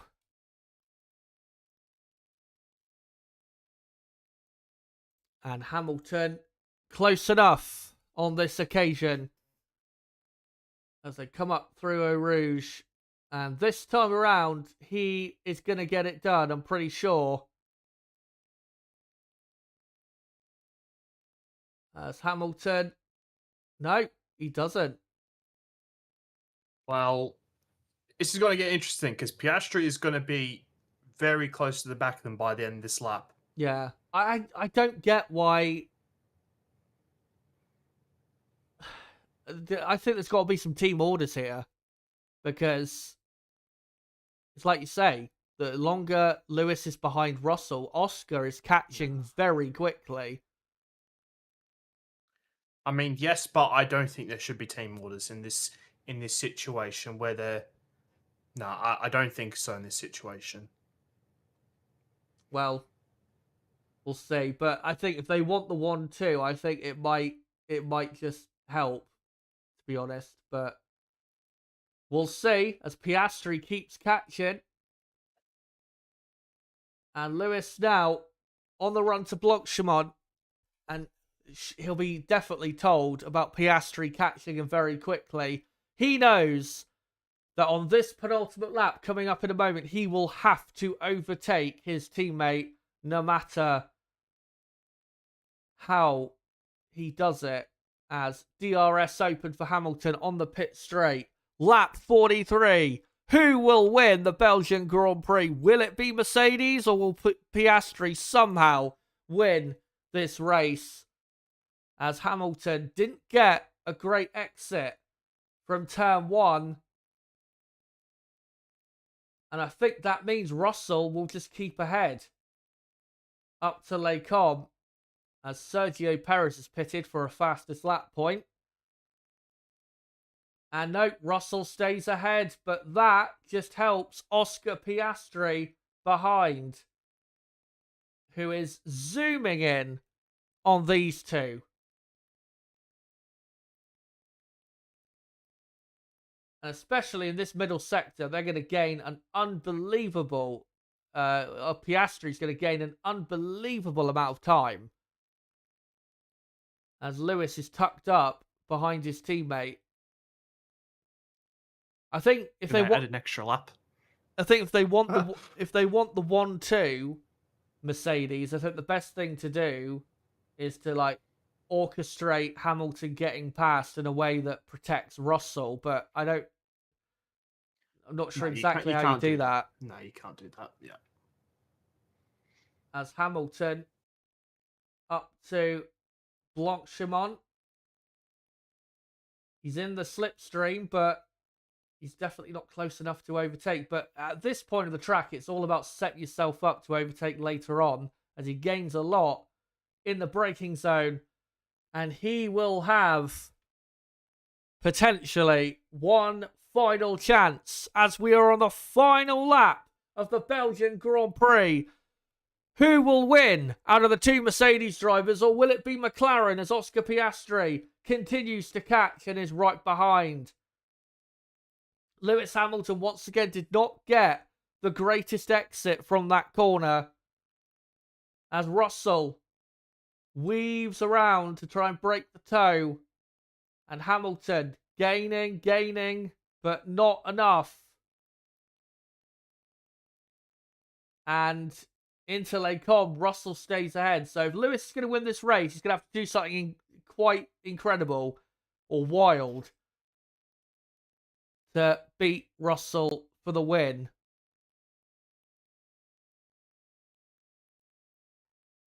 As the top three separated by 1.5 seconds.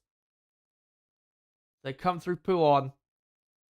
And Hamilton, this is the part of the track through Fagnes and Stavelot where he needs to make sure he's close if he wants to have a crack. And he does have a good run through the Fagnes chicane. And Stavelot, it's okay, but I'm not sure it's good enough. Russell gets a good exit. And I think George Russell might have just done enough to win this Belgian Grand Prix on a spectacular one-stop strategy. Brilliant tyre management from Russell. And he comes through the final chicane. And George Russell, for the second time this year, wins in 2024. Lewis Hamilton finishes second. Mercedes take a 1-2. Oscar Piastri finishes third. Leclerc fourth. Verstappen fifth. Norris sixth. Sainz in 7th. Perez 8th. Alonso 9th. Ocon finishes, or will finish in 10th, ahead of Daniel Ricciardo. And then it will be Stroll, Albon, Gasly, Magnussen, Bottas, Tsunoda, Sargent, and Hülkenberg. And Zhou Guanyu, your only retirement from this Grand Prix. But honestly, I didn't think Russell would win. I thought Hamilton would easily overtake. I thought Russell was maybe more of a factor for, who would finish second or third. But brilliant brilliant tyre management, brilliant defensive driving in those last couple laps to keep Hamilton at bay and not let Hamilton get close enough on the exit at turn 1.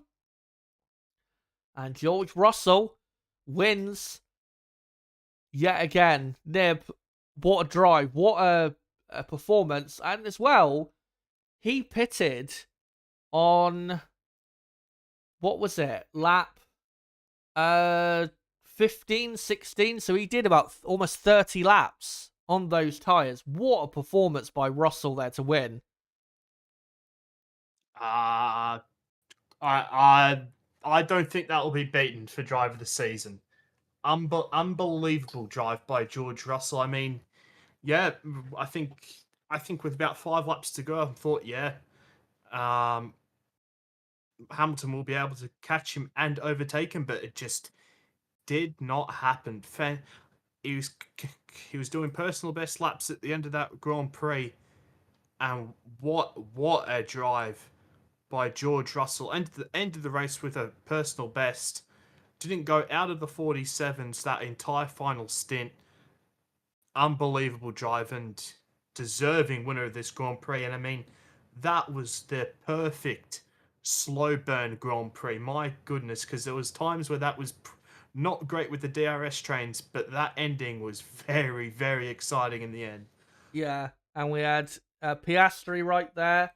Mercedes nearly losing out with Oscar catching very quickly. Lewis Hamilton will be so disappointed that he hasn't won that, considering how well he drove. But at the end of the day, Mercedes don't care. They have taken a 1-2, and the first 1-2 they've had since what was it? Brazil in 2022. So brilliant for Mercedes. But I'm just going to set up this driver of the day vote quickly. I mean, it's clear for me who the driver of the day is, but I'll just set it up quickly anyway. But what did you think of the race overall? Like you said, it was a slow burn. It was a great ending, but there was a lot of it which it wasn't great necessarily. But yeah, what did you think overall? Yeah, I mean, there was times, especially to in that first stint, where everyone was so close and just nothing happened, and then everyone goes outside the DRS, and it wasn't great. But in the end, yeah, great Grand Prix. I have some bigger thoughts on what happened in that race, but yeah, unbelievable by Mercedes, and I think probably this is, Mercedes have won what, 4 races? Is it 4 races now in the since Canada? No, they've Well, they've run won. 4 races now. They've won 3. When would they won 3? Yeah, but this is the first where it's been, I feel, on actual pure pace. Yeah, As well. Hamilton was in control. Silverstone, McLaren really tripped over themselves, made some poor strategy calls, but Hamilton was in control after he got past Leclerc in that first stint, and yeah, great, big signs for Mercedes today. That's a very, very good win at a place where Red Bull and other teams have dominated for quite a while.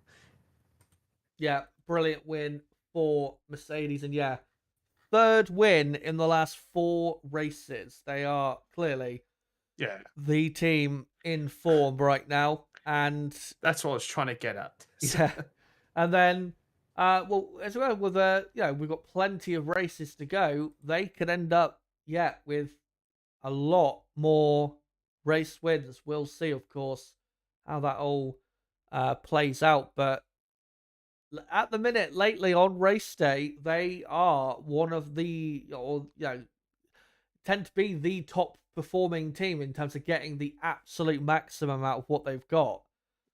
And that's why they've been so successful in the last few races. As Oscar Piastri there being interviewed. Good race for Oscar. Couple good overtakes. McLaren, though, just weren't quick enough, unfortunately. But Wouldn't you say very good performance by Oscar nonetheless? Very good, but I think McLaren could have very easily won this Grand Prix today. What do you think they could have done differently? Like a longer first Well, stint or I something? think I very much think that they could have tried this one stop. Yeah, Oscar was fine on his tires. He didn't have the dirty air which Russell had to deal with. Let's not forget behind Perez for many laps. These tires didn't drop off. I think they could have tried the one stop, especially with the gap that they had to Russell, where Mercedes were already hinting at them doing a one stop. And I also think, well, I mean, this is ultimately Oscar's fault, but running deep in the pit lane, costing himself 2 seconds, didn't help yeah. either. So yeah, I think some small things, and I think he could have won this world. Sorry, could have won this world. Could have won this race in a different world, but yeah, no. Ultimately, McLaren sort of doing what they've been doing really over the last 5 races or so, costing themselves a little bit. But I mean, absolutely nothing to take away from Mercedes today. Fully deserved. And I mean, as I said, you won't. I don't think we'll see a better drive this season than that by George Russell today. I mean, both Hamilton and Russell were fantastic today. They were. I think, but I do think, and what was it? And I was going to say it right as Oscar pitted for the final time, that I thought he should stay out and go for it because given how far ahead at the time he was of Lewis Hamilton, I think it was like, what, lap 29, lap 30, and he was 13 It was seconds. 13-6. Yeah. Yeah. And how far clear of Russell he was, I think it was worth trying because, I mean, at worst, it would have ended in what they ended up with anyway. But yeah, they decided anyway to go for the fresh tires, which were great in terms of pace in the final stint. But I think even Oscar said it on the radio. I think towards the end of that second stint where he was so quick that clean air is king. And if he was, sat out there in clean air on a one-stop strategy, I think there's a very good chance he would have held on for victory because, I mean, like you say, great drive by Russell, unbelievable, tire management, all that. But if Russell could have done it, then I think Oscar, if McLaren had told Oscar, to manage the tires to the end and get it to the end, I think Oscar could have done it, and I think Oscar could have got it, got the race won. But McLaren didn't want to be brave. They went for the safe option, which was to pit. But oh well, still a good result for Oscar, who's continues his great form. But Yeah. yeah, like you say, McLaren definitely could have tried something different to win today, no doubt about it. But driver of the day has to be George Russell, doesn't it? Just unbelievable drive. I would like to shout out though, obviously Lewis Hamilton, Piastri, great drive. Leclerc also good drive by him. Ricardo and Albon though, and the midfield I feel deserve a shout out as well. Even though they didn't finish in the points, I think they both drove very well in cars that aren't quite as good as the Aston Martin and Alpine that ended up in the top 10. So, yeah, good drives by them. Obviously, with Ricardo, we'll see if he ends up in the Red Bull when we come back from the summer break. I hope he does because Perez, I think he's had his chance. But yeah, let's see quickly what you guys have to say. Not going to stay on for long because I am sweating buckets. Um, Yeah, Chance Tassi says, yeah, George managed those tires very well. Astra says 2 seconds could make the difference. I think with that pit stop with Oscar, I mean, maybe he could have took second if he had not had a slow pit stop, but I don't think he would have won. if he had had a 2-second faster pit stop, because at the end of the day, he still had a bit of a DRS train to get through if he was gonna win. So I don't think it cost him the win necessarily. I think there's a little bit of a flaw on as well. He probably would have been able to get past Leclerc a little bit sooner, Yeah. which would have helped. And that's another little point. But I mean, that would have been a ridiculous move, really, to get past Leclerc that first time. Leclerc, it was just a little bit too far back. Rook saying, yeah, 7 out of 10 for the race. George driver of the day. Russell's time management makes him driver of the day. The Woden says, what a day. Max extends his lead and Russell drives an absolute masterclass.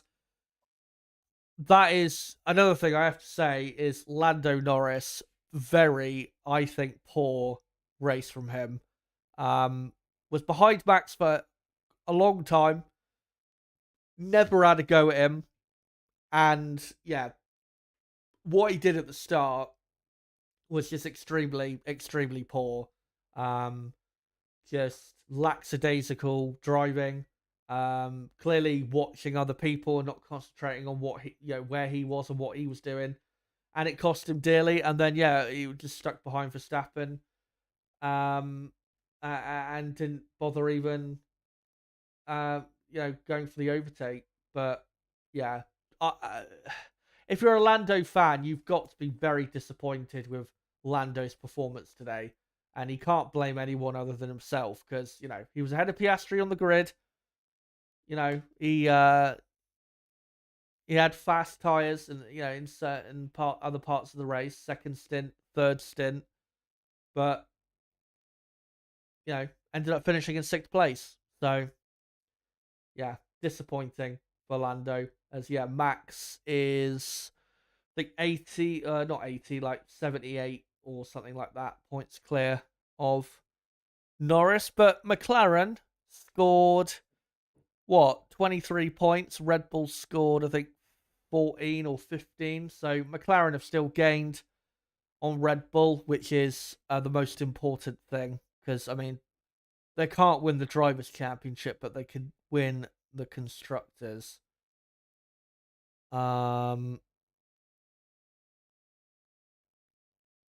Nicholas says maybe 3 or more laps Oscar would have won. If buts, maybes, who knows? Yeah. See if there's any other comments here. Vince Durr says, nice one, George. Nice one, Lewis. Good on Max as well. Max did the best he could. Red Bull just weren't that quick. And also, Red Bull, I mean, we know the issues they've got at the minute. Their car, has dropped off in pace. And I think Red Bull have got to have a good look at themselves coming into this summer break, because this is the longest they've gone without winning a race in, 3-4 years? It's now, been 4 races without a win, which sounds incredible to say, they've gone 4 races without a win. What a drought. But that's how dominant they've been in the last 2.5, or even, if you look back to 2021. So, Red Bull have a lot to work on, and obviously the next Grand Prix is the home race of the championship leader. So we will see whether there will be a response from Red Bull and Verstappen at Zandvoort. But I think I will finish things up there. Let me just finish up the poll in the chat firstly. And so 31 votes. Who's your driver of the day? And George Russell winning with 51% of the vote. And then Hamilton 32%, Piastri 16%, and Ricciardo 0%. I put him in there because I think he deserved to be in there. I think he had a great drive today in that midfield. But people didn't notice it because obviously it's the midfield when we were all concentrating on the, all the stuff up front. But Neb, thank you so much for coming on today. Obviously, the first watch along we've done in 4 months. Thankfully, it all went swimmingly. And yeah, can't wait to do it again. Thanks for coming on. Yep, thanks for having me on, mate. It's good to get this done. First one in 4 months, as you said, and yeah, it's very enjoyable. Good Grand Prix in the end, and yeah, hopefully we'll be along for Zandvoort, which although obviously not the greatest track for racing, I think with how the pace is at the front right now, will still be very exciting. But yeah, thanks for everyone for tuning in as per usual, and yeah, we'll see you later. Yeah, cheers, mate, for coming on. Been great to have you, and been great to have you guys along for the race as well. And just to update you guys as to what the content plan is for the next week. So later, I will record my thoughts of the Belgian Grand Prix and that for the podcast, and release that probably tomorrow afternoon / evening. And then later next week, I will be doing another podcast episode where I will be doing a mid-season review. We'll go into, the best drivers of the season, doing obviously driver rankings, look at the best races of the season, and obviously discussing all the teams, how they performed in 2024, what they can do better, all of that stuff we'll be doing in that, and that should be released on Friday, something like that.